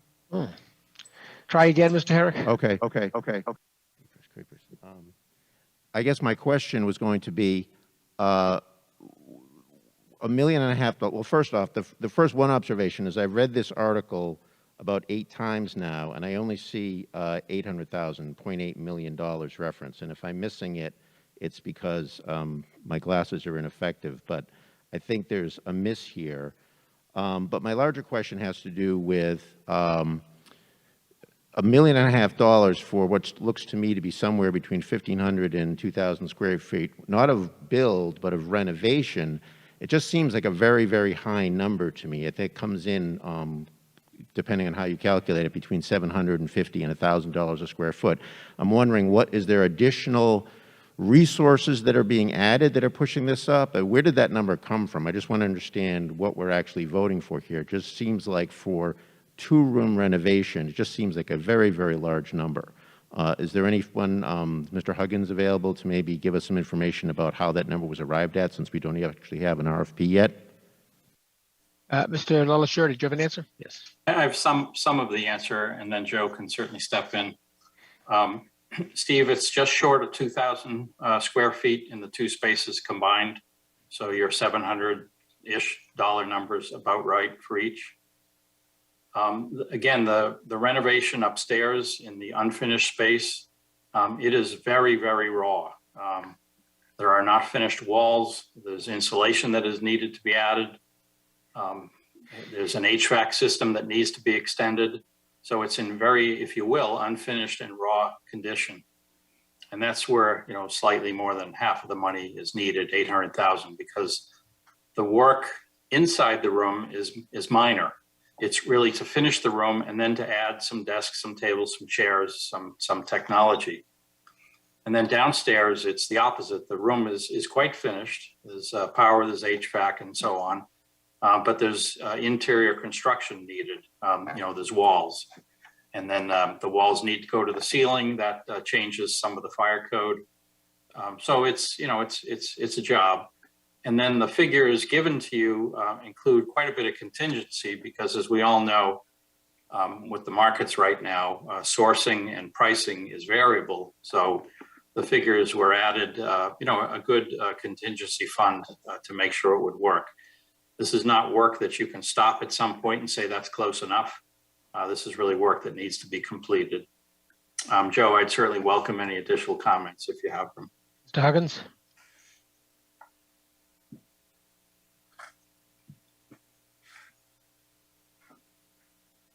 I did hear that the Red Sox just hit a grand slam, in case Joe isn't immediately available.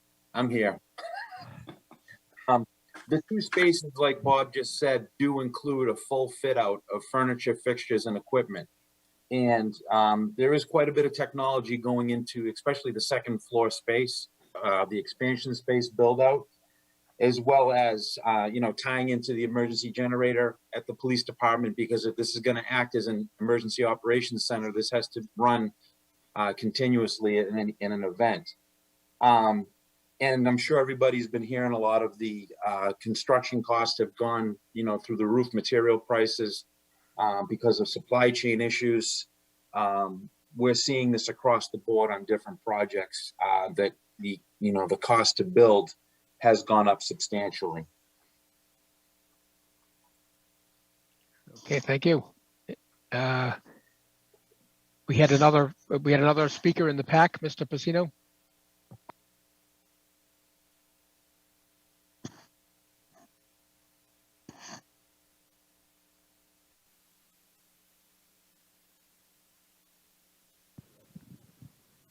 Mr. Moderator, can you hear me? John Sasso, Precinct 2. Yes, we can.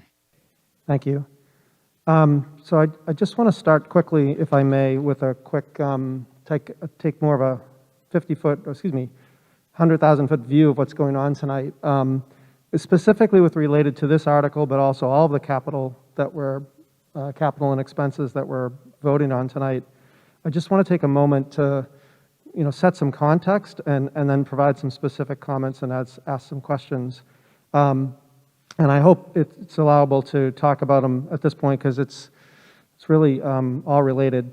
So we're being asked to vote on about $11 million worth of costs tonight, both debt, capital, and expense.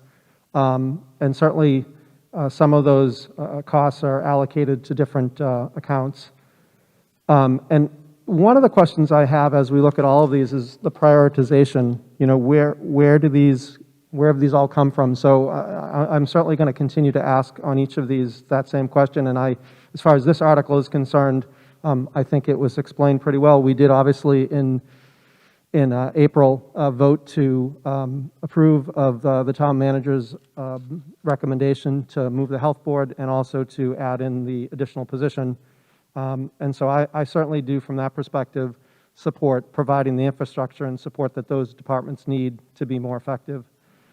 I just want to make a comment, again, as we think about all of these in context tonight. If we approve all of the items that have been listed in the article warrants tonight, we're basically going to be adding close to about $750,000 worth of debt, plus about $2 million out of free cash, if that is the way these things go. And specifically with regards to debt and capital, it'll put us in a situation where our debt is going to be about greater than 50% of the capital spending in our capital plan, at least for the next few years. And that does concern me a bit because, we do have unplanned items that come up all the time. And so I want to make sure we prioritize the things that make sense and then give ourselves the ability to address unplanned items within the capital plan, which is normally where they end up getting pulled out of. The other thing I want to mention, again, as it relates to the overall, is I heard the chair of the select board talk about the certification of free cash and some of the monies that the town may be getting over the next year or so. I think we, as stewards of the town's funds for our citizens, I'm concerned that, we, by allocating all this money out and then not dealing with some of the big priorities that have been sitting on the capital plan for years, some of the items that would normally be put into like debt exclusions or things like that, I'd like everybody to think about how could we potentially use our capital plan in the future to avoid having to do debt exclusions for some of these large capital expenses that we're going to be run into, whether it's a new Killam school or some of the other things that we've put on there. And you may say, well, geez, we don't need to do that, but maybe we should think about that. Just because we have the money doesn't mean we should be spending it.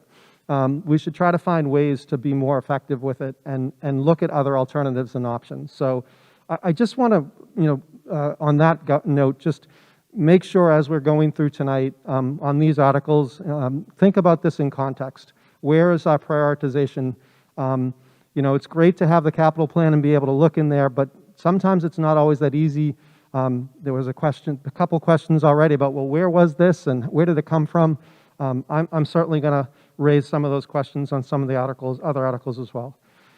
As far as the police station renovations are concerned, I am going to support this article. I do believe that, again, we've kind of already made the decision to support the town manager's reorganization. We've made the decision to hire additional staff.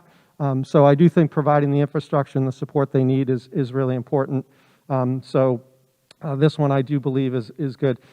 I do want to ask a question to members of the select board. I noticed on, and I may ask this question again, but I noticed on some of these articles, and in this one in particular, the vote on the select board was 2 in favor, 0 against, and 3 abstentions. I'm curious what the rationale was for the abstentions, other than potentially being a conflict of interest. I really would like to know what the feeling, I mean, town meeting relies very heavily on the select board to give us guidance in these areas. And I looked at that and I really shook my head and said, what's going on? So I really would appreciate if somebody from the select board could give us some color on that so we can understand, where did this come from and, what was the rationale for abstaining on this, whether you agreed or disagreed. Do we have any response from any of the select board members?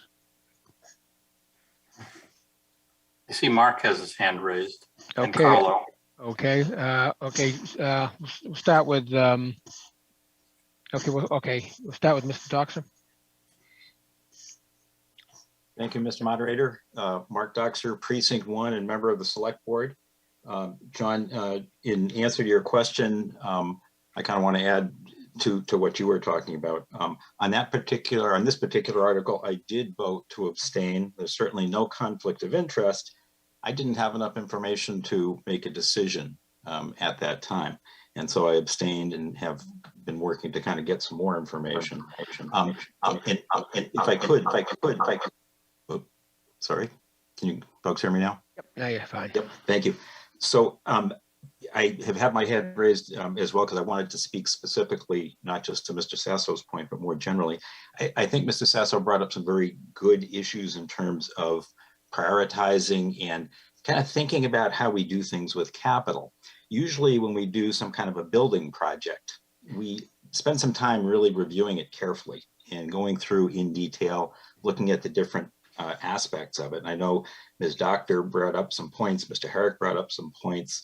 Usually we go through that in a process, and yes, it takes a little bit more time, but we're able to kind of put it into the priorities that we figure that we need, and then we can put it in queue to fund it. There are a lot of projects that we have done this. We vetted, for example, some activities at Birch Meadow that we're going to talk about at the November town meeting.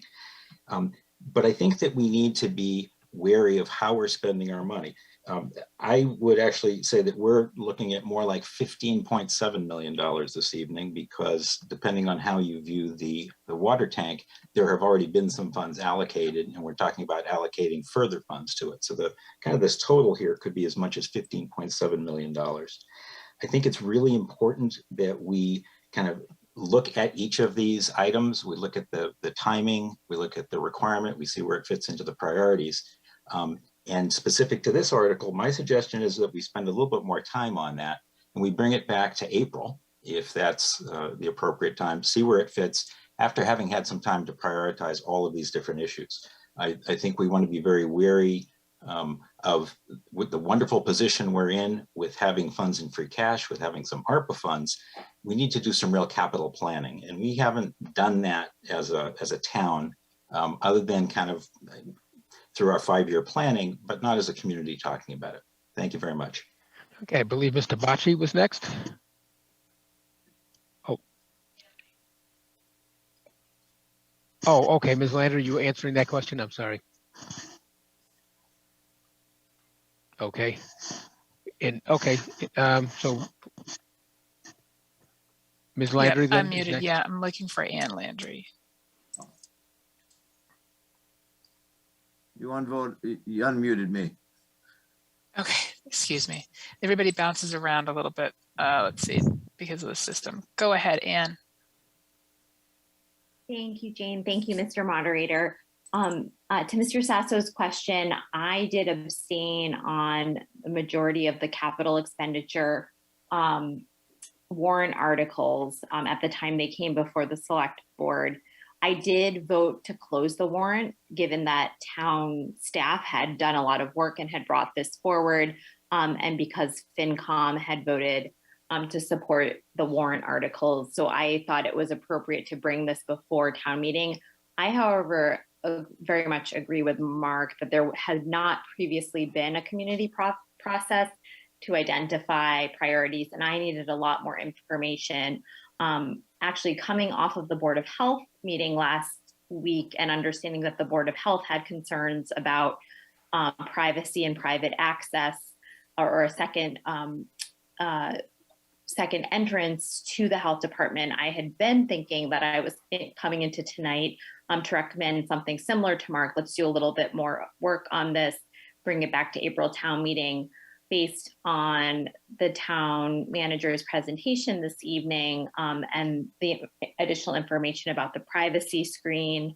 I'm feeling more comfortable with this warrant article and am planning to vote in favor, but I do feel that in terms of the next time that the board is asked to vote on some really significant expenditures, there should be some more previewing of what's coming before the board is asked to vote on it if the board is to make an informed decision. So that's why I abstained then. We'll plan to vote in favor this evening, but it's a matter of wanting to make sure that town meeting had an opportunity to review articles that had been reviewed by FinCom and been brought forward by town staff, but knowing personally that I had needed more information before I was comfortable voting to endorse them. Thank you. All right, All right, Mr. Moderator, Mr. Haley. Okay, Mr. Haley.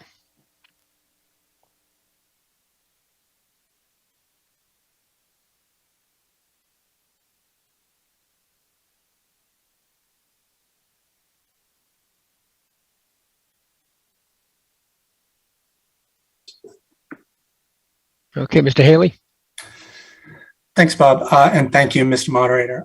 Chris Haley, Select Board member. Speaking for myself, I voted yes on this article because the Select Board had originally voted on the reorganization of the departments and where they were housed. And then town meeting allocated the funds for this. All of the town staff and departments are fully on board with this move, and we owe it to the community to move this article forward. So that's why I voted yes on this. Okay, thank you. Well, let Mr. LaLachaux answer the question before we move on to the other two Select Board members. Bob? Thanks, Mr. Moderator. I wanted to address John's comment that was kind of more broad because we have a lot of debt authorizations in front of the body.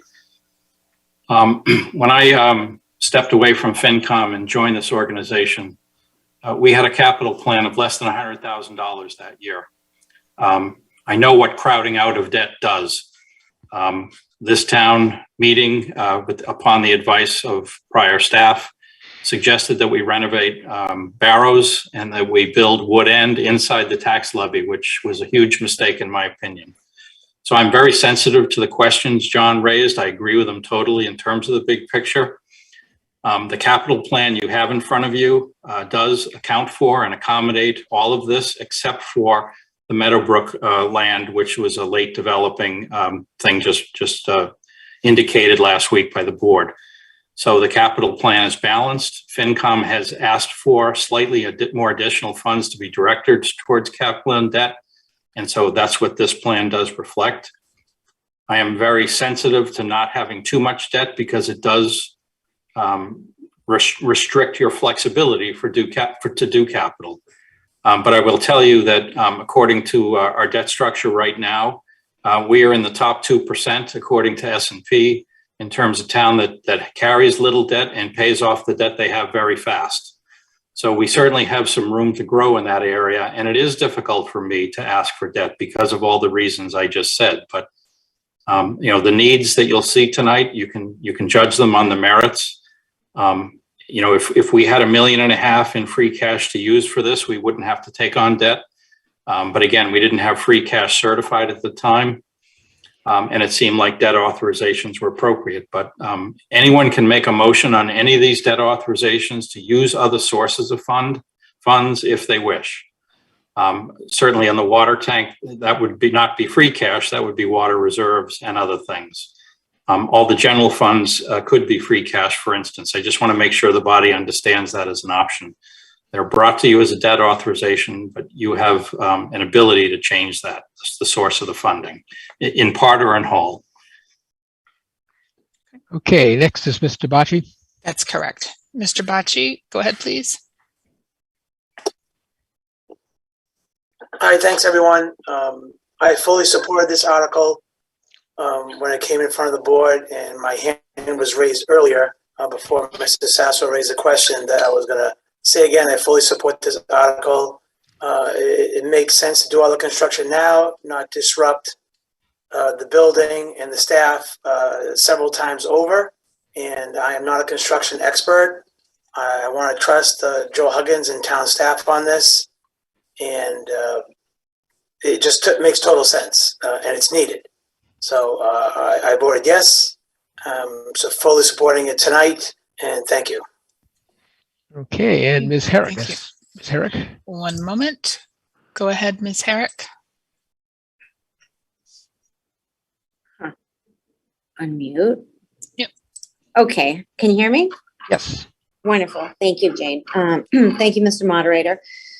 I did have a concern with this project. I'm going to echo town meeting member Mr. Sasso in that the priority where this item appeared on the capital plan in the spring, and then suddenly we were being asked to authorize death for this.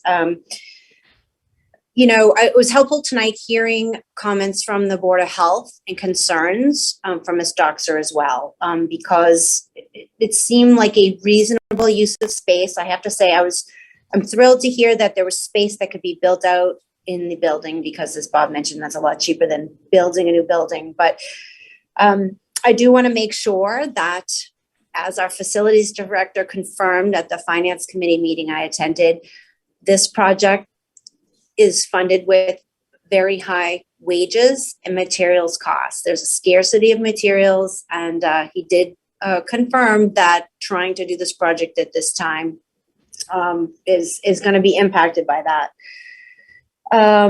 So one of the questions, you know, I really had, and would there be other spaces in town that could we take a little more time to look into, have the public discussion? Is this really going to solve our problem?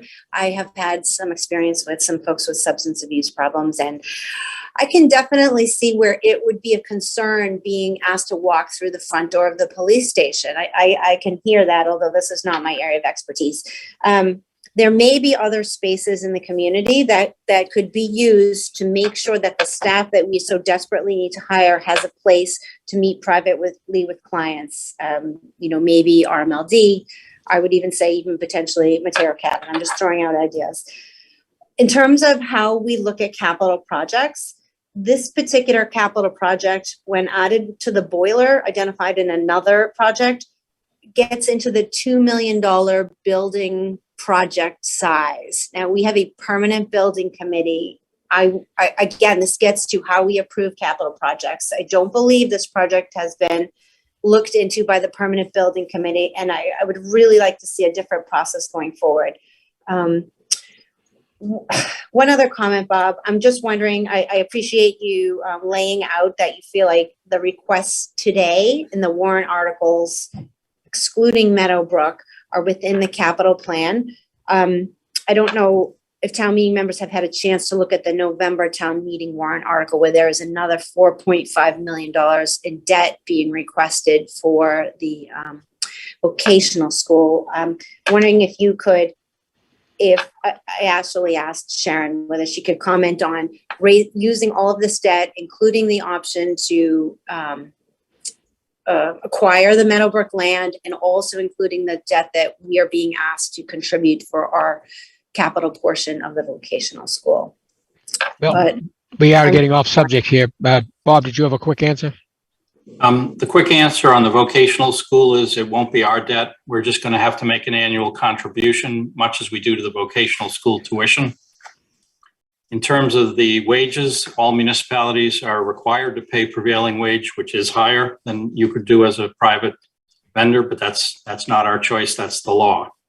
I don't know of any other space. I think if the coalition staff were to speak, I made the foolish mistake several years ago of trying to convince them they should move to town hall. And they straightened me out rather quickly as to why that was one of the dumbest ideas they had ever heard. And it was when I understood how integrated they are to the police department and the school department, working largely with students and others. It made perfect sense why that building is a good location. If not that building operationally, I don't know of any other space where all these folks could sit together and work together. It would have to be something built or something added to an existing building. I am quite sure we're not going to get space at RMLD.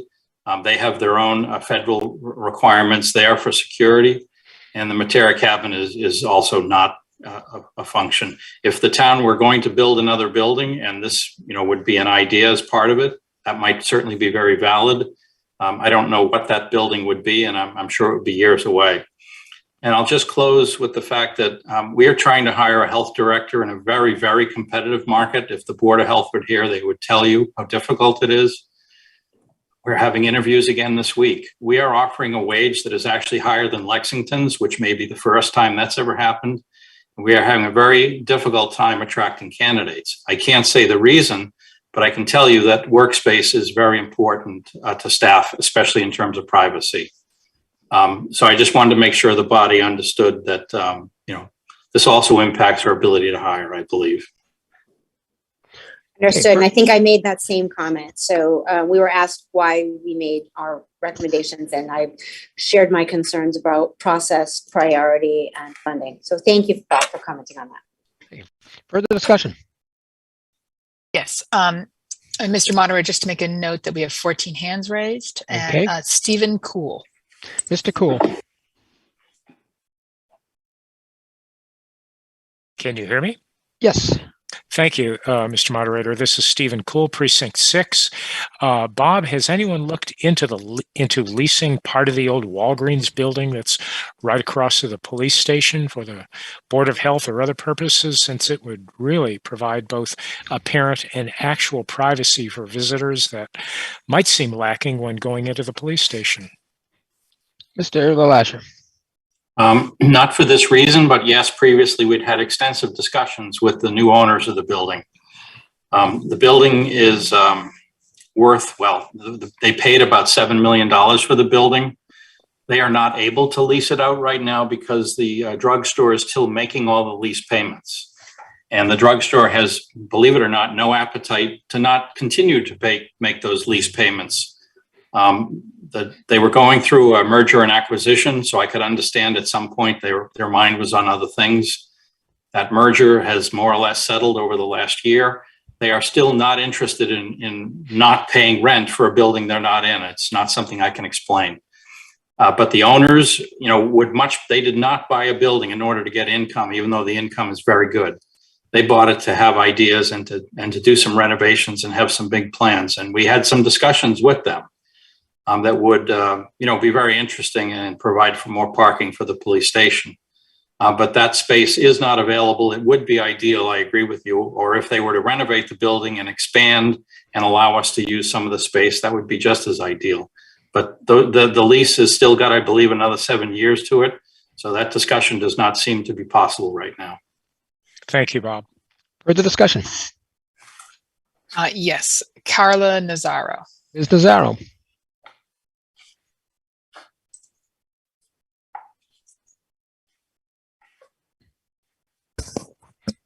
Go ahead, Carla. Ms. Nazaro?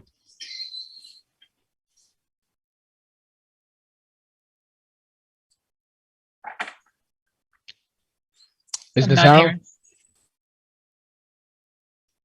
No, I'm not hearing Okay. anything. All right, we'll move on. John Lippett. Mr. Lippett. Thank you, Mr. Moderator. John Lippett, Precinct 7. A couple questions. One is the space that's going to be used for the health folks is currently a public meeting space, which I've been in. Is there any intent to replace that, or in the other part of the police station, or as part of the other training room or anything, or is that just going to be lost public meeting space? Mr. LaLasher. Thank you, Mr. Moderator. No, John, that will be lost space, and that was planned once the library was opened and a significant amount of space was added to that. So we always knew that was a likely outcome. And Honestly, the space has been offline since the pandemic began, and then during construction, obviously. As far as we know, every group, except for maybe the coalition's group, has found alternative space, and without any difficulty, as far as we know. But again, the pandemic has probably slowed down some of the meetings. But the senior center, the Pleasant Street Center, I should say, and the library, as well as town hall, seem to provide adequate meeting space. Thank you. Another question. Can you provide us with the floor plan for the second floor training meeting room? You've got the floor plan for the first floor, but we haven't seen one for the second floor. Secondly, can you explain to us what a command center up there means? We just spent $500,000 renovating the dispatch center, and I guess I'd assumed that that's where emergency command center would be, because you've got all the communications equipment there. So I don't quite understand why we need what sounds to me like another command center upstairs. And my final question is there any connection between the two projects, the upstairs one and the downstairs one, other than they happen to be in the same building? Thank you. Mr. LaChaux. Thank you, Mr. Moderator. Let me expand the screen a little bit. John, I'm not going to have, I think maybe what you meant is a picture of the space. I do not have a picture of the space. This is the space. I showed it to you earlier in terms of where it is in location in the building. And I know it's not much, but that's about, I think 1,000 square feet. In terms of sort of the naming convention, let me stop sharing. In terms of the naming convention, dispatch is obviously staffed 24/7 and handles calls from the public and dispatches them to where they need to go. There's currently 3 workstations plus a head desk dispatcher in there. Generally speaking, other staff does not spend much time in there. There certainly could be some, depending on the situation. But when town department heads and the school department and the light department meet together on an emergency, and it could be just a storm, it was the pandemic in the early days, a substantially bigger area is needed. We've had as many as 20 and 30 folks in a meeting like that. That would be an emergency operations center, otherwise known as a command center. And that's what previously had been held in the downstairs so-called community room, where a lot of us would sit around and discuss the emergency. We did so without television. We did so with technology that was not too bad, but didn't allow a lot of sharing with other agencies. So for instance, had we needed that space during the so-called Rise of the Moors event, it would not have been satisfactory at all. So a space upstairs outfitted with the proper technology and big enough to house the staff that's needed, including many non-public safety personnel. The Board of Health, for instance, has sat in that meeting, would be ideal. And in addition, technology needs to come along with it. So the dispatch center and an emergency operations center are two very, very different and distinct things that do not overlap. I don't know if that answered all your questions, John. The other one was, why are these two projects linked in one article, given that they seem to be quite distinct, other than the fact that they happen to be in the same building? Okay. If you're going to, you could do either one first, I suppose. Let's pretend that the offices are more important. We chose to do that and chose to skip the second. Then we would not have an emergency operations center. So we would have to do something in a vacant room with card tables, I guess, and I'm not really sure. Reverse that, we could build out the emergency operations center upstairs, and there's no necessity for going to also build the office space after that. And that would be the proposed order of projects. So, the need for an existing space where we could all meet during an emergency is the top priority, frankly, from an operational standpoint. And the offices come along, if you will, at a convenient time for us to add that to the project, realize certain financial economies of scale by grouping them together.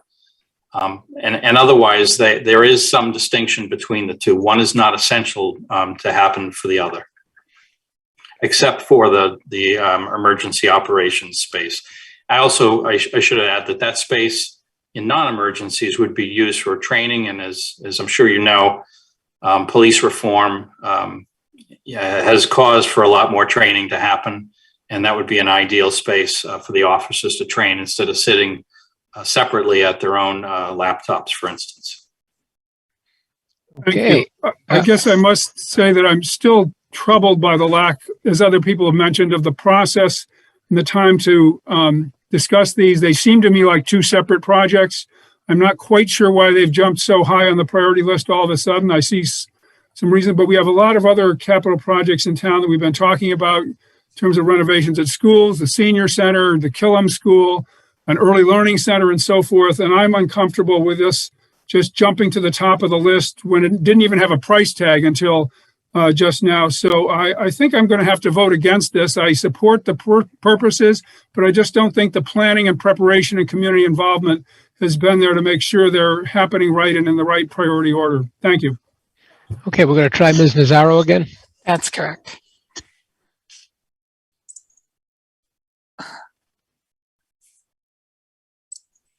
Go ahead, Ms. Nazaro.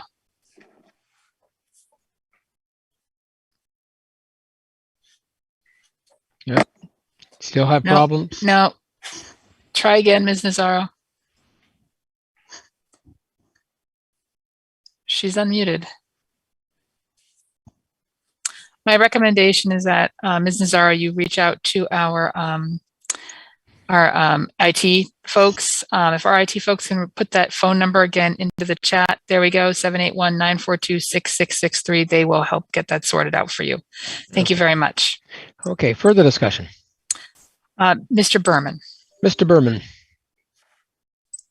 Thank you, Mr. Moderator. Barry Berman, Precinct 4.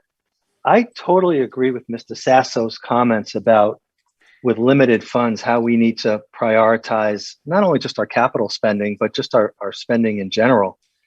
And so with that said, I'm fully in support of this article because it has been vetted. This is a priority. Town meeting last April decided a year early to create the position of the social worker.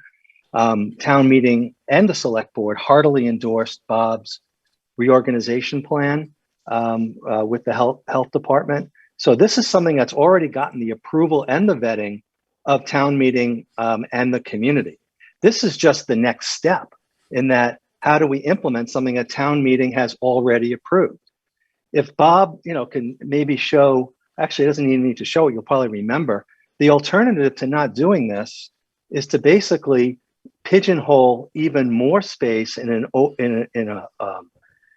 what looks like a rabbit warren in town hall. Talk about no privacy. Talk about no ability to collaborate between the departments. So this to me makes total sense. And I think that the fact that we're really blessed with having an incredible facilities department that acts kind of like our own in-house, handyman, so to speak, because they're able to kind of do things that, we don't have to go outside, of the community to do and spend any money. This to me is a total no-brainer. This is already something that town meeting has heartily endorsed. So to me, it's either doing this or going back on the wishes of what town meeting did. The alternative is to make it even worse. There is no privacy, no access. If someone wants to come in, they're going to have to walk through town hall. There is no privacy. And I think Erica McNamara is being very gracious and kind. They're professionals. And so when she said, oh, we'll make do with what you do, what you should really be hearing is, we need this and we need this badly. And so out of all the issues that we're going to talk about as far as capital goes, this one is the most fully vetted. It's the one that had the most full discussion, and it has the most full support of town meeting. So in my mind, the fact that every other time that, we're looking for new functions, we run into, well, we don't have enough space. We finally have a building that has a plethora of space, and it makes sense to kind of do it there. So I am urging my fellow town meetings to vote yes on this, as I am. Thank you. Further discussion. Mr. Brown. Mr. Brown. Thank you. Can you hear me? Yes. Thank you. As 54 years of town meeting, I think I've been through more study committees on space than anybody else in this town, except perhaps Mr. Pacino. And every time we cut down space, we end up have to go back and reinvent the wheel. I attended the open house of the fire department the other day. They are out of space. When I was on that committee, we recommended a 5-bay station, which would have taken care of that. Did not happen. As far as the absentee votes on the Board of Selectmen, under town meeting times and Robert's rules, they only count to the point of a quorum. So therefore, the 2 people that voted in favor, it carries the strength of the Board of Selectmen. Thank you. Further discussion? Yes, we have Michael Giacalone. Mr. Giacalone? Michael Giacalone, Precinct 5. I obviously, like most everybody else, thinks that this should happen, but I'm having difficulty with the price tag on this, and I'm wondering, is there some sort of analysis on the impact we're having on the supplies and materials that it's going to cost? Because those rooms aren't all that big, and $750,000 a room is a tremendous amount of money on those rooms. I know things cost with labor and all that, but it's the price tag of a house for each room.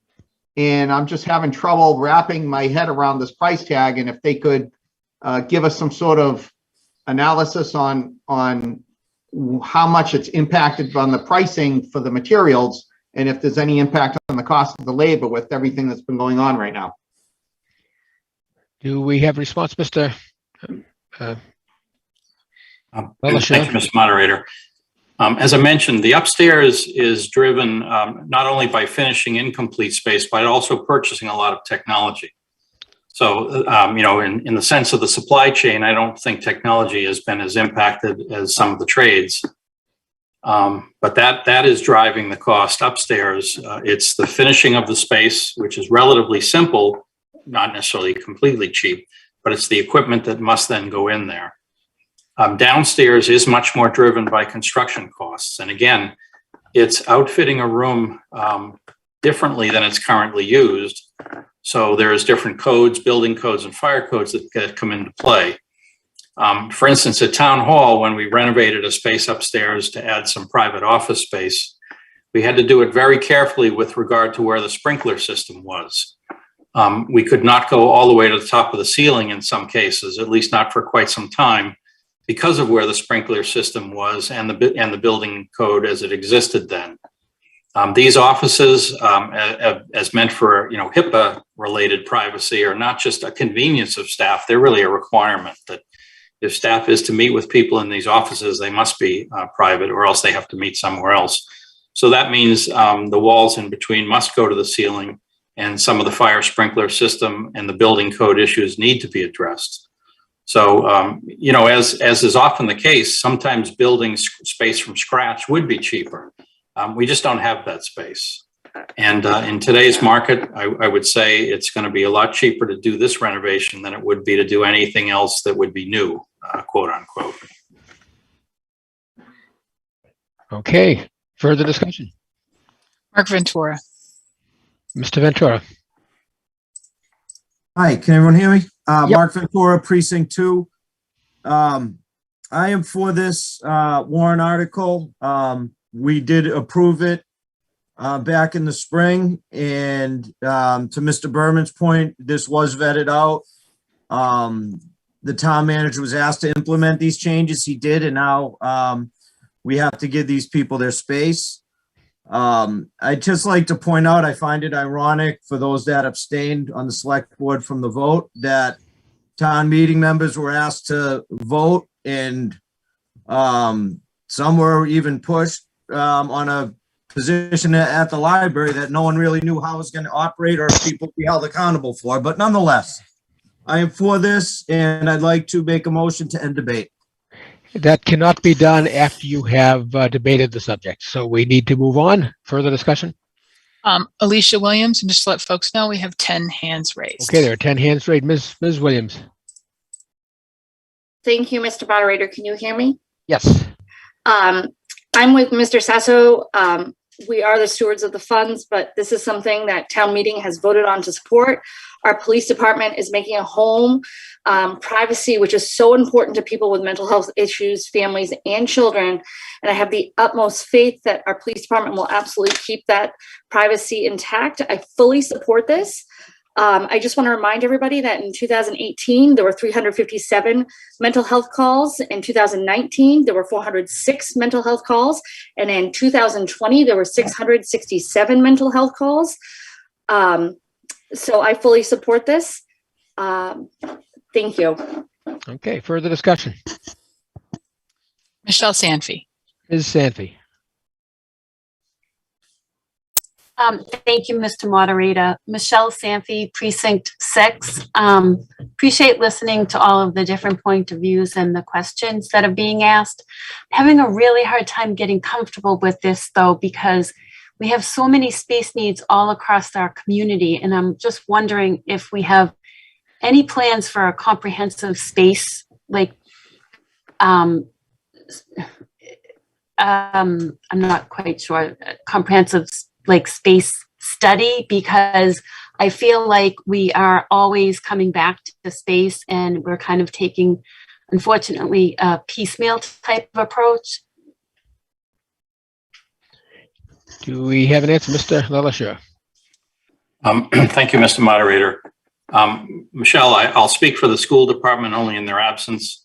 The school department has done a very extensive space study for elementary schools in the last several years. They narrowed it down to Killam as the place to do some work, with another possible second school to do minor work. To my recollection, rather, in the last few years, it's been school space that's been the pressing need. And I do believe that has now been thoroughly addressed. On the town side, the library was the biggest need, and that's been addressed. And I don't remember asking town meeting for anything to do with town space. Maybe I'm just forgetting, but I just don't remember that. But, you know, it's certainly to discuss things like a community center, senior center, that's not sort of operations based. That might be a very nice resource to have, and that discussion should be had. But in terms of the operations of town government, I do not think we need a space study. This is really the only function I can think of that we need additional space for. Thank you. Further discussion on the subject? A moment. Linda Snowdoxer. Ms. Doxer. Ms. Snowdoxer. Hi, thank you so much for this opportunity to speak. Thank you, Mr. Moderator, and thank you to our tech magicians who are making this all possible. I wasn't planning to say this, but just in reflection of what Mr. LaLacheur just said about the schools having their space needs thoroughly addressed, I just want to remind folks that we are still operating out of modulars, and it was never the plan of the schools. I guess I should identify myself as a past school committee member. It was never the goal of the schools to keep those modulars there. So the space, some of the space needs have been addressed, but not really in a permanent way. But what I was going to say is that I have seen the magic that our coalition has done, and I understood why our town meeting voted to have the mental health worker added last year. And we did that a year earlier than was actually being proposed. So with that came this demand for space. And I understand that, and I respect it. And I agree with Ms. Williams and others about the increasing need for mental health support and the privacy spaces for folks when they need spontaneously to find some help. And it's very difficult for some folks to go into a police station for that. I think that part of what our coalition has done with their crisis intervention team with the police has been remarkable, so that they're not always meeting in the police station. All that aside, my question is really, can you speak a little more about why it's important to pass this now when materials are so expensive and there are other important capital projects that are being considered? I heard Mr. LaLacheur talk about attracting candidates. And I do understand that workspace is really important and how that weighs in. But I am just trying to grapple with the timing with all of these expenses happening, really important choices that we as town meeting members have to make. And the reality that, as someone mentioned before, going back to our citizens for more money is a very difficult thing when we're going to need Killam, we're going to need a senior center. So I'm just wondering if someone can address the why now in April. Thank you. Sure. Thank you, Mr. Moderator. Respectfully, this renovation has little to do with some of the projects you mentioned, Linda. If Killam is said to be the final step in the elementary school space need to take away those modulars, everyone has known for decades that that's going to be a debt exclusion and not impact the operating budget at all. Yet to be discussed is a community center / senior center. So I can't comment on that, whether it would be done as an exclusion or inside the levy. The Finance Committee has a policy, and all policies can change, but their policy is anything $5 million and up for a building project should be considered as excluded debt for what that's worth. Again, policies can change. So, it's not competing with the things you listed. It's competing with things in the capital plan today.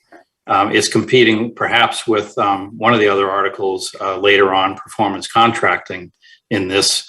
But in terms of competition, again, everything is fit into a long-term 10-year plan. And, the FinCom chair and the vice chair have been asking me in the last few days, how would we balance, given that we now have a possibility of spending a couple $1 million on some land, and I'll have to give that some thought. But the capital plan for over 10 years has significant availability in the out years. So it's really just a question of figuring out what you can rearrange. I want to say that the document in front of you, I think, has $15 million of surplus by FinCom policy. Now, things come along that we don't know about today, so I'm sure that some of that will be used up.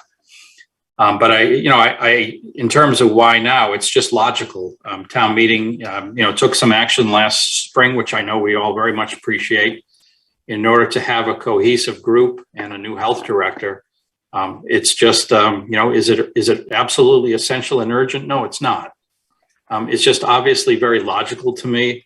And it's the next step that would make sense in trying to launch a health department that is quite different than others are. And I hope I've answered all your questions, Linda. Okay. Okay, further discussion. Just to let everybody know, we have about 12 hands raised. Thomas. I also do want to add, Alan, that there is now a member of the Board of Health here, as may be interesting. Oh, okay. Is that Ms. Dunnell? Yes. Okay, Ms. Dunnell, would you like to comment? Okay, go ahead. Thank you, Mr. Moderator. Carrie Donnell, Precinct 7, member of the Board of Health. I am joining late, and I apologize to my fellow town meeting members. I was unavoidably delayed at the hospital with my dad. I've just pulled in, so I have missed all of the discussion. I had intended to be home and or with him at home speaking to this amendment and speaking to this article, speaking in favor of it for the following reasons. Let's see. So the public health department has done, we've made enormous progress in the past year and a half. We have had an interim director who's come in and helped establish some great structure. We have a well-functioning board. We have some excellent staff. At the same time, we are seeking a health director, and there, this has been posted twice, and both times the search has failed. This is a little precarious, and we really need, I believe, to put our best foot forward for this. I understand that there are many worthy projects and uses for the dollars, and I'm speaking with my responsibility as a member of the Board of Health. I fervently believe that it's important for this community to show that they support the changes in public health that we have been working so hard to implement. And I believe that prioritizing space for staff to work in is very important. Currently, the interim director is occupying a conference room because there's not a space for him. It has been an ongoing concern that our public health nurses be able to access private space to conduct confidential conversations. Those kinds of things are really important. I have heard from people suggesting that it might be better that the new director design the space. And I just want to assure folks that the requirements, regulatory, statutory, and community that are ahead of our new director are more than ample work. And I don't find it a winning argument to say, oh, and by the way, we want you to figure out how to build out your space. As a new department head myself in another organization, this would be something that would be rather disenchanting, frankly. So I'm very much in favor of this space. I think it's important as we move into public safety. I'm in favor as well of a build out for the Emergency Operations Center. You said, I think it's a great idea to use it, develop a training space / emergency operations center. It's a whole community support piece. It's not solely for the police department. Many communities actually still have EOCs stood up right now as part of their response to COVID. And it's just not acceptable to say, oh, we'll just kick people out of their office space or out of their conference room so that we can stand up this EOC. That's not the way that's, as they say, that's no way to run a railroad. So those are the reasons I speak in support. I do apologize. I'm tired and literally just pulled in from the hospital. So I hope that my comments are useful and informative and haven't been too duplicative of anything else that's been discussed. Thank you. Thank you. Further discussion. Thomas O'Rourke. Mr. O'Rourke. Thank you, Mr. Moderator. Tom O'Rourke, Precinct 2. I agree with the need and certainly approve the expenditure in principle. Can you hear me? Yes. Oh, okay. Thank you. I guess my feeling tonight is that more time is needed to get it right and to do it right. It appears that some additional community input would be appropriate and helpful. I do share the concerns already raised about only 2 select board members being comfortable with their due diligence. And I also have a sense that some additional input from mental health and safety would help in terms of for the final design and layout. We've all been involved in office construction and reconstruction. Once you do it, it's done. I mean, you can go back and try to modify it, but it kind of is what it is. So I think the need is great, and the people working in the space deserve it right. There's some things you approve it last committee meeting and you get it on for this time, but I think it's worth spending a little additional time to make sure we have the very best. And regarding candidate attraction, I am fully aware and experienced in that area, but I think to me, it's not, are we going to give them space? It's, we want to do it right and take the time to get it right. So I won't be able to support the article at this time. Thank you. Further discussion. Ms. Nazaro is back with a new device. Okay, Ms. Nazaro. Hi, can you hear me? Yes. Oh, thank you for your patience, everyone. Thank you, Mr. Moderator. Thank you, Ms. Wellman, for your help. I have the privilege of being on the being the school committee liaison on the permanent building committee, as well as on the Board of Library Trustees committee. So I have maybe a unique perspective on this. Last Tuesday at the Board of Library Trustees, they had a very thoughtful discussion about the social justice position and where that person was going to have office space. It was a lovely conversation because there was a lot of concern about that person having a window and having a comfortable work environment. This was between the board members and between the executive director, Amy Lannon. I feel that it is our responsibility as a board, as town meeting members. We've approved this position. We have to provide this person with adequate space. I am going to respectfully disagree that this is a building project. This is a simple space planning mission. This is not difficult. I thought the space looked great. I loved the layout. It was a great use of space. It provides employees with a collaborative area, and it provides a less invasive space for people who may not feel comfortable walking into the bowels of the police station. So I applaud the space planning committee for that. It seems like a job well done.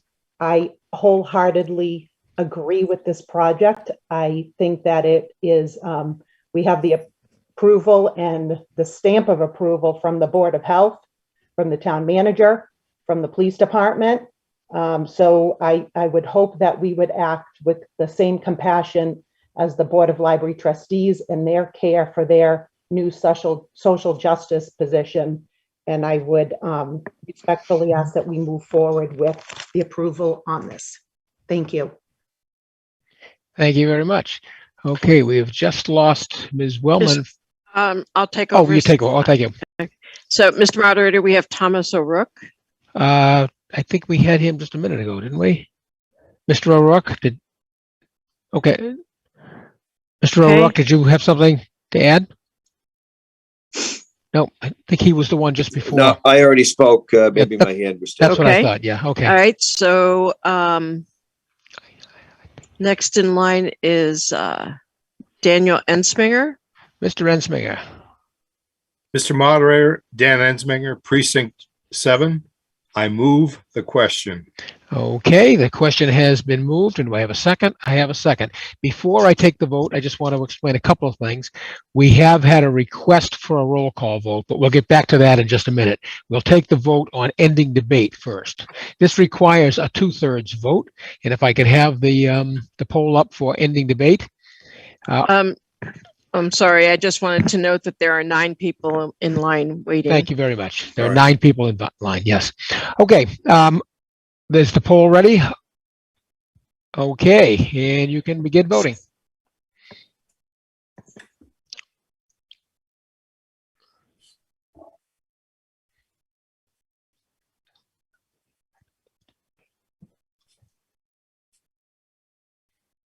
I move the question. I see somebody does not see the poll. Oh, never mind.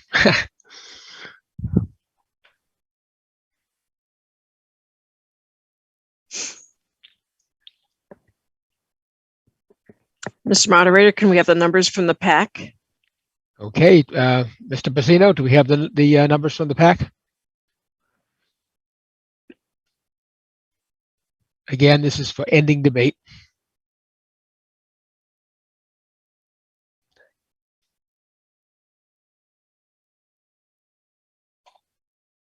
We have a point of information from Ms. Snowdoxer.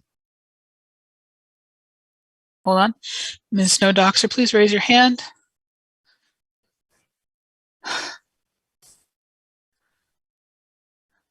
Go ahead with your point of order, point of information. Hi, thank you. I actually am wondering, I thought that the plan was to call on people who hadn't spoken before, and I don't know if the 9 people waiting, of all of them had a chance to speak already. I know Mr. Ensminger has, to no offense meant, but I'm just a little worried that people who hadn't had a chance to Okay, this is a non-debatable question, and that is veering into debate. The question before us right now is ending debate, which is up to the body. Okay, how are we doing in the poll?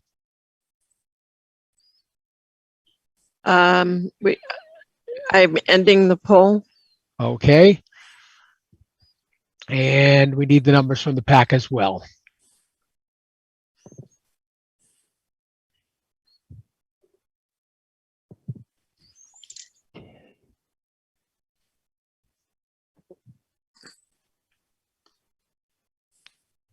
Do you have the pack numbers, Laura? I do not. Okay, Mr. Pacino, do we have the numbers from the pack on voting on ending debate?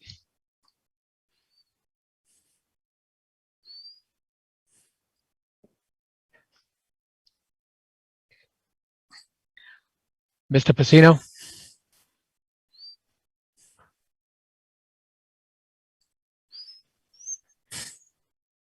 Mr. Pacino?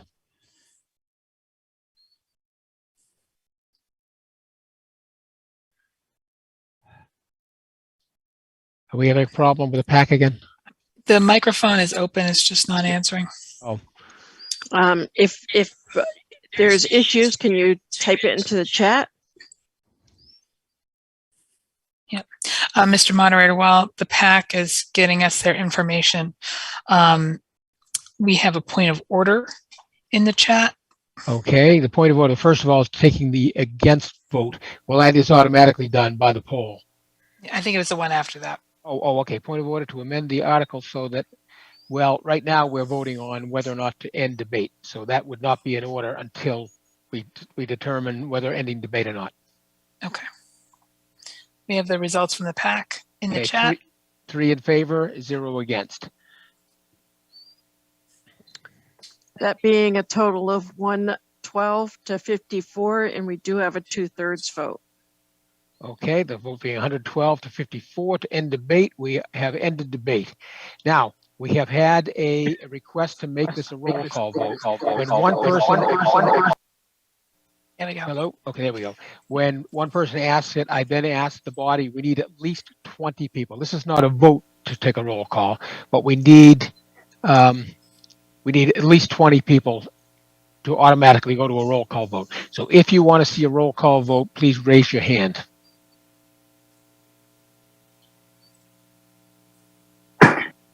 Mr. Moderator, we have 25. We have 25. Okay, we will then go to a roll call vote. I would ask that the polling be turned on so that it will record by person what the vote is. Mr. LaShore has a question. Okay, Mr. LaShore. Thank you, Mr. Moderator. The motion in front of town meeting, as a default, if you will, is again to borrow $1.5 million.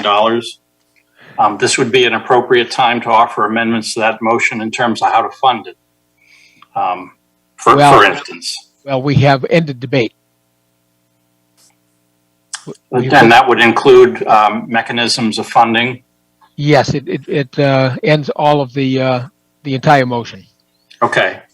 In that case, I'll later address the ARPA funds and whether they're useful or not for other purposes. Okay. Mr. Moderator, there's another point of order in the chat that Mr. Ensminger was called on twice prior to others being called on. This came after that last one. It probably shouldn't have been done, but that's the way it works. You know, we made the call, and it's hard to keep track of it that exactly. And I think we had at least one other person who's about to make the same motion. Okay. Yeah.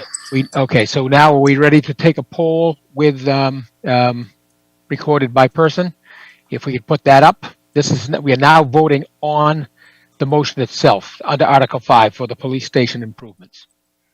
Again, this requires a 2/3 vote.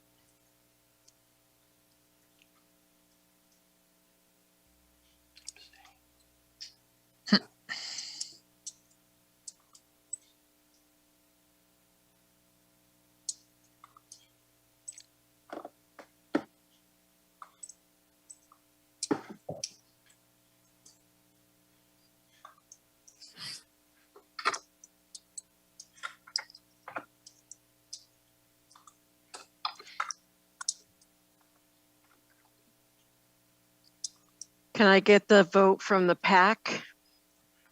And we need that by person.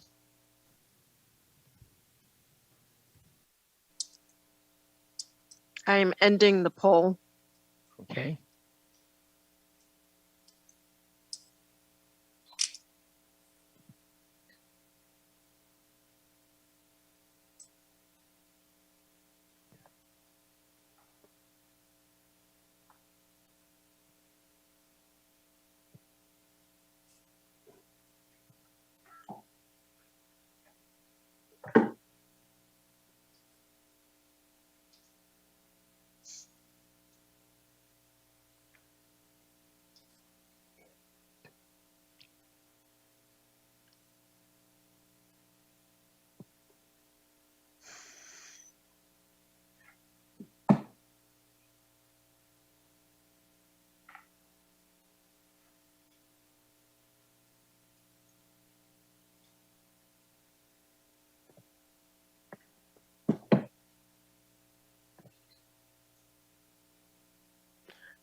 Okay, so the total is 121 to 40 with 4 abstaining. 121 to 40. And then I need the report so I can read off the names. Okay, that's going to take a second for me to Yep. figure out. Yep.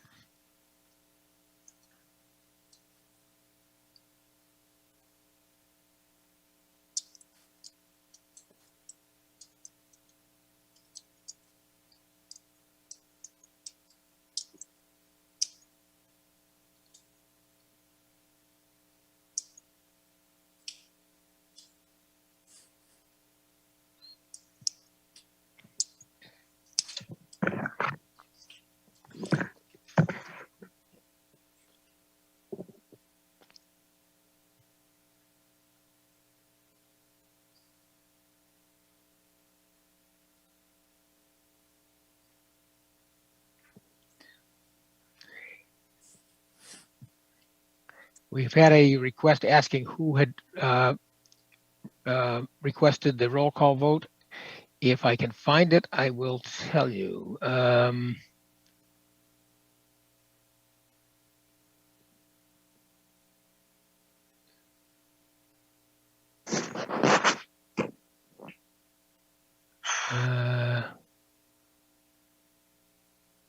can't find the exact. It was Kerry Perry. I'm sorry. Thank you for whoever just reported that to me. It was Kerry herself.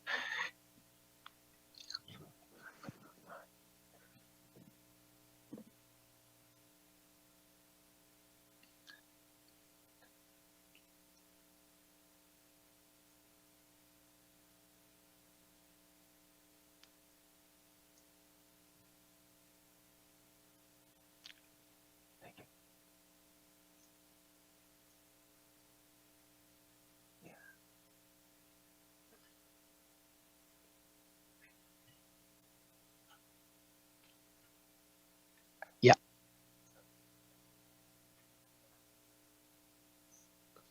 I didn't think he was actually, but yeah. Yes. Yeah. Okay. Okay. Just to let you know, I just went through my notes. I did not find that Mr. Ensminger had spoken before. Maybe I am wrong, but I did not see his name on there. Not called on twice. Yeah. To be called on twice. Yes.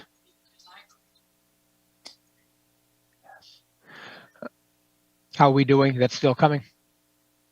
Yep, I am. Okay. Put in a request Thank to you. get that list. Thank you for your patience, everyone. We're just waiting for the list to come in. Oh, okay.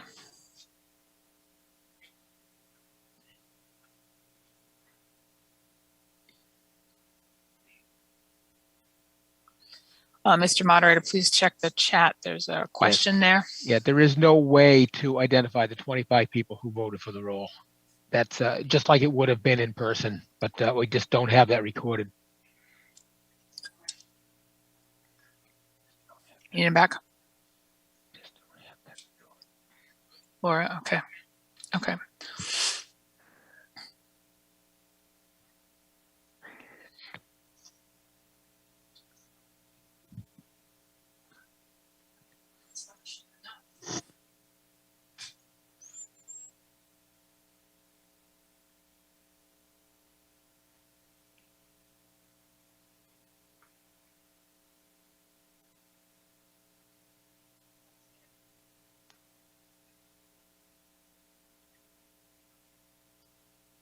Yeah. It's not showing up.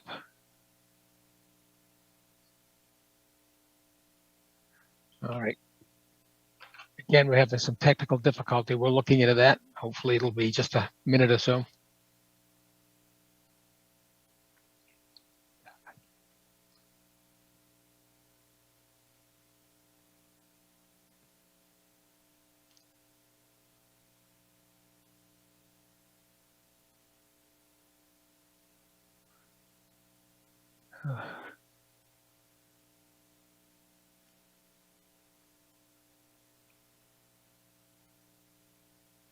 while we're waiting, we do have a question.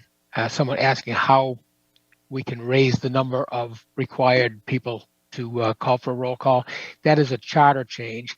And I do believe that there is an instructional motion at the end of this meeting bringing up that very question.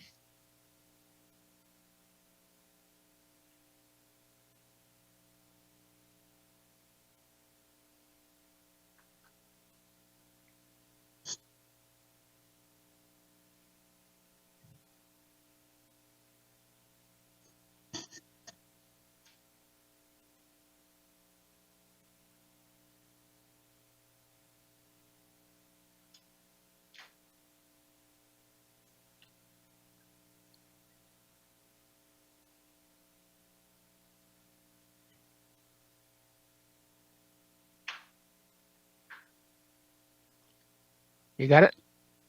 Oh, that's good news.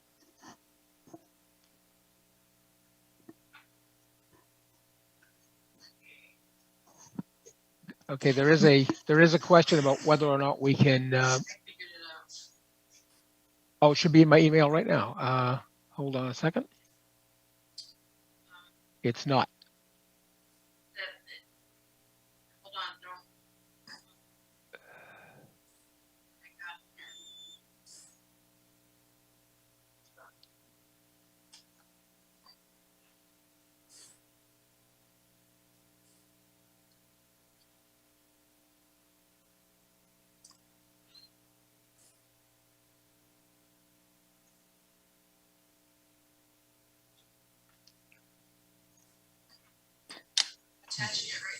Oh, you're attaching it now. Okay.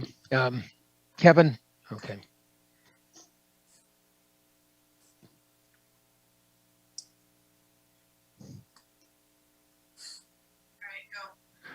All right.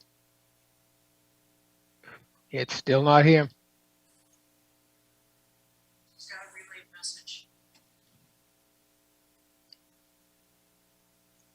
Oh, I've got it finally. Okay. Here we go. Let me just pull it up and I will read the names.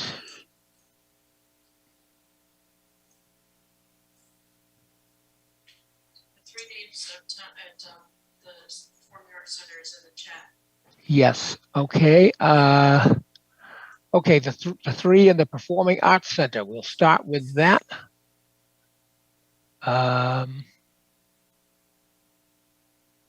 Okay. Mr. Sasso says yes. Mr. Herrick says yes, and Mr. Pacino says yes. And now I will read the rest of you. Okay. I'm not exactly sure what order these are in, so I will ask at the end if everybody's name has been called off. First one is Peter Brown says yes. Sean Brandt says yes. Jeffrey Struble says yes. Robert Mandel says yes. Jonathan Barnes says yes. Daniel Dewar says yes. Carolyn Whiting says yes. Heidi, it's all merged together here. It looks like Heidi Wise, yes. Paul Sylvester, yes. David Murdoch, yes. John Arena, yes. Thomas O'Rourke, no. Larry Hayes, yes. Thomas Perry, yes. Joseph Carnahan, yes. Oh, excuse me, that's no. Excuse me, Joseph Carnahan is no. David McIsaac is yes. Sean Neville is yes. Howard Cohen is yes. Jean Thomas is no. Daniel Pastore is no. Christine Strack is yes. Anne Marie Corey is yes. Mark Doxer is no. Caitlin Mercurio is yes. Vanessa Alvarado is no. Mark Ventura is a yes. Lorraine Conway, yes. Heather Klisch, no. James Bonazzoli, yes. John Scott, no. John Dever, no. Sarah Brucolacchio, no. Fausto Garcia, yes. Marianne Downing, yes. Mary Ellen O'Neill, yes. Steve Zezis, yes. Eric Burkhart, yes. Lisa Bibo, no. Ken Tucci, no. Jennifer Hillary, yes. Joanne Manville, yes. Brian O'Mara, yes. Patricia Lloyd, yes. John Corbett, yes. Nancy Toomey, yes. Sheila Reichart, yes. Gaetano Manganiello, yes. Kendra Cooper, abstain. Hillary Ativa, yes. Sarah Doan, yes. Ann Landry, yes. Paula Perry, yes. Vicky Fortan, yes. Linda Snow Doxer, yes. Gregory Stepler is yes. Lynn Cameron, yes. Tara Giardina, yes. Brendan Carroll, yes. John Breslin, no. Lorenzo Colombo, yes. Ed Ross, yes. Richard Coco, no. Roy Benjamin, yes. Jackie McCarthy, yes. Kerry Perry, yes. Sarah Corkin, no. Christopher Feudo, no. Carla Nazaro, yes. Robert Ferrari, yes. Kevin Leet, no. Alan Mosier, yes. Aaron Tierney, yes.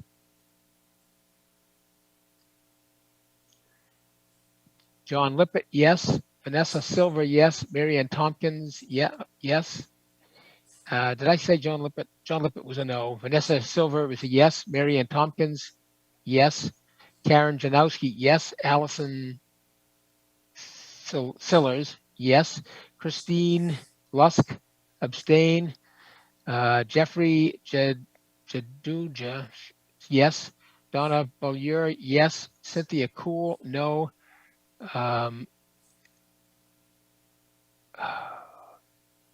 I don't know what the next one. Christian is last name. What is his last name? The Cashin. Okay. Oh, Cashin. Okay. Yes. Karen Herrick. Yes. Jason Clark. Yes. Jean Borowski. Yes. Jessica Tran. No. Tony Capabiano. No. Barry Berman. Yes. Kate Gold. No. Marcel Dubois. Yes. Susan Craven. Yes. Thomas Grant. Yes. Simone Payment. Yes. Alicia Williams. Yes. Nathan Ciccolone. No. Thomas O'Connor. Yes. Dan Insminger. Yes. James Martin. No. Gordon McIntosh. Yes. Ian Brown. Yes. Michael Giacalone. No. Ann Cruikshank. Yes. Laura Fusco. Yes. Gina McCormick. Yes. Matthew McLeod. Yes. Aaron Gaffin. Yes. Carl Weld. Yes. Alan Beaulieu. Yes. Jim Reichart. Yes. Laura Joelson. Yes. John Sullivan. No. Patrick O'Sullivan. Yes.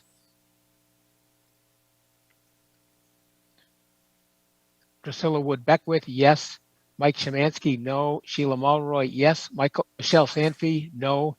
Deborah Hattery. Yes. James Slaughterwaite. Yes. Jeffrey Beckwith. Yes. Francis Burke. No. Denise Iozzo. No. Brandon Chapman. Yes. David Talbot. Abstain. Eileen Laterio. Yes. Meredith Yoder. Yes. Emily Sisson. Yes. Norman Kozlowski. No. Joe Pagliuca. No. Aaron Gaffin. No. Charles Donnelly Moran. Yes. Helena Johnson. Abstain. John O'Neill. Yes. William Brown. Yes. Martha Moore. Yes. Etane O'D. No. Bruce McKenzie. Yes. Amy Cole. No. Jeffrey Coram. Yes. Giuseppe Federo. Yes. Diane Kennedy. Yes. Elizabeth Whitelam. No. Bernard Horn. Yes. Joseph Sarafine. Yes. Nancy Doctor. No. Teresa Wiggin. No. Jake Wilson. Yes. Eric Bergstrom. Yes. Todd Merkel. Yes. Do you know who the next one is, Laura? It's Carl CFA is the email address. Oh, Carl Anderson. Yes. Megan Fiddler Carey. Yes. And we've got a few more here. All right. Stephen Cool. No. Emily James Goldberg. Yes. Thomas Wise. Yes. Carlo Bacci. Yes. Will Finch. Yes. Melissa Murphy. Yes. Kerry Donnell. Yes. John Weaver. Yes. Michelle Greenwald. Yes. David Panett. Yes. Jesse Arnold. No. Angela Binda. Yes. And that is all I have. If anybody has not been listed or thinks that I said it wrong, please speak up right now. There's something in the chat. There needs to be clarification of the Gaffins. Yeah. Okay, let me go back and see if I can find that. Unfortunately, these are all in email addresses, so it's very tough to find. So Eric Gaffin is a no and Aaron Gaffin was a yes. Okay, thank you. Any other discrepancies?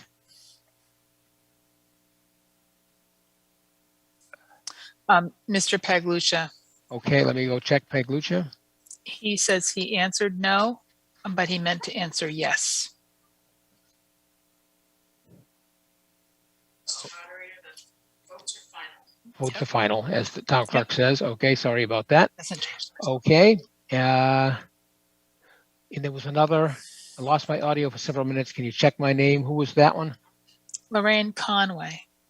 Lorraine Conway. All right, let me find that.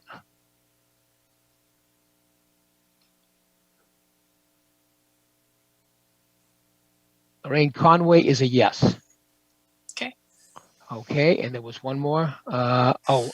Nancy Zemlak. Let me check her to see if, did I just say it wrong?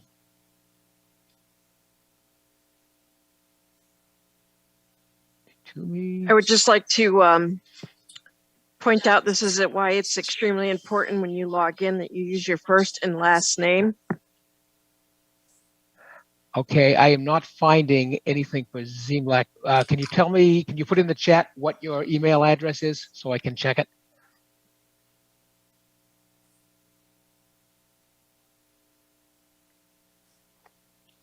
Nancy is not on the list. She is not on the list. She didn't vote. Oh, okay. All right. Then I guess that is final. So the motion does carry. And we have a motion now from Mr. Bocci. Yep. He's ready to speak. Okay. Yep. Mr. Bocci? Yes, thank you. Motion to adjourn? Okay, I assume that's to adjourn until Thursday evening at 7:30. And Yes, is there a second? Second. Okay, this is non-debatable. Can I put up a poll for asking for that, voting yes to adjourn until Thursday and vote no if you want to keep moving?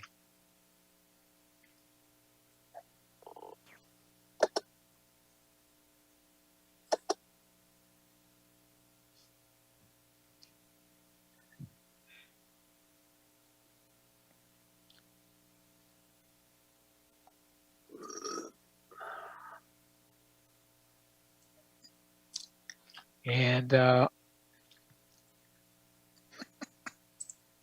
do we have the vote in the pack?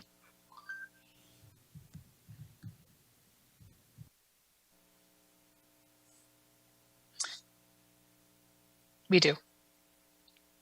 Okay. And I'm ending the poll. Okay. And including the packets 120 to 37. Okay, so the vote being 120 in the affirmative, 37 in the negative. This town meeting stands adjourned until Thursday evening.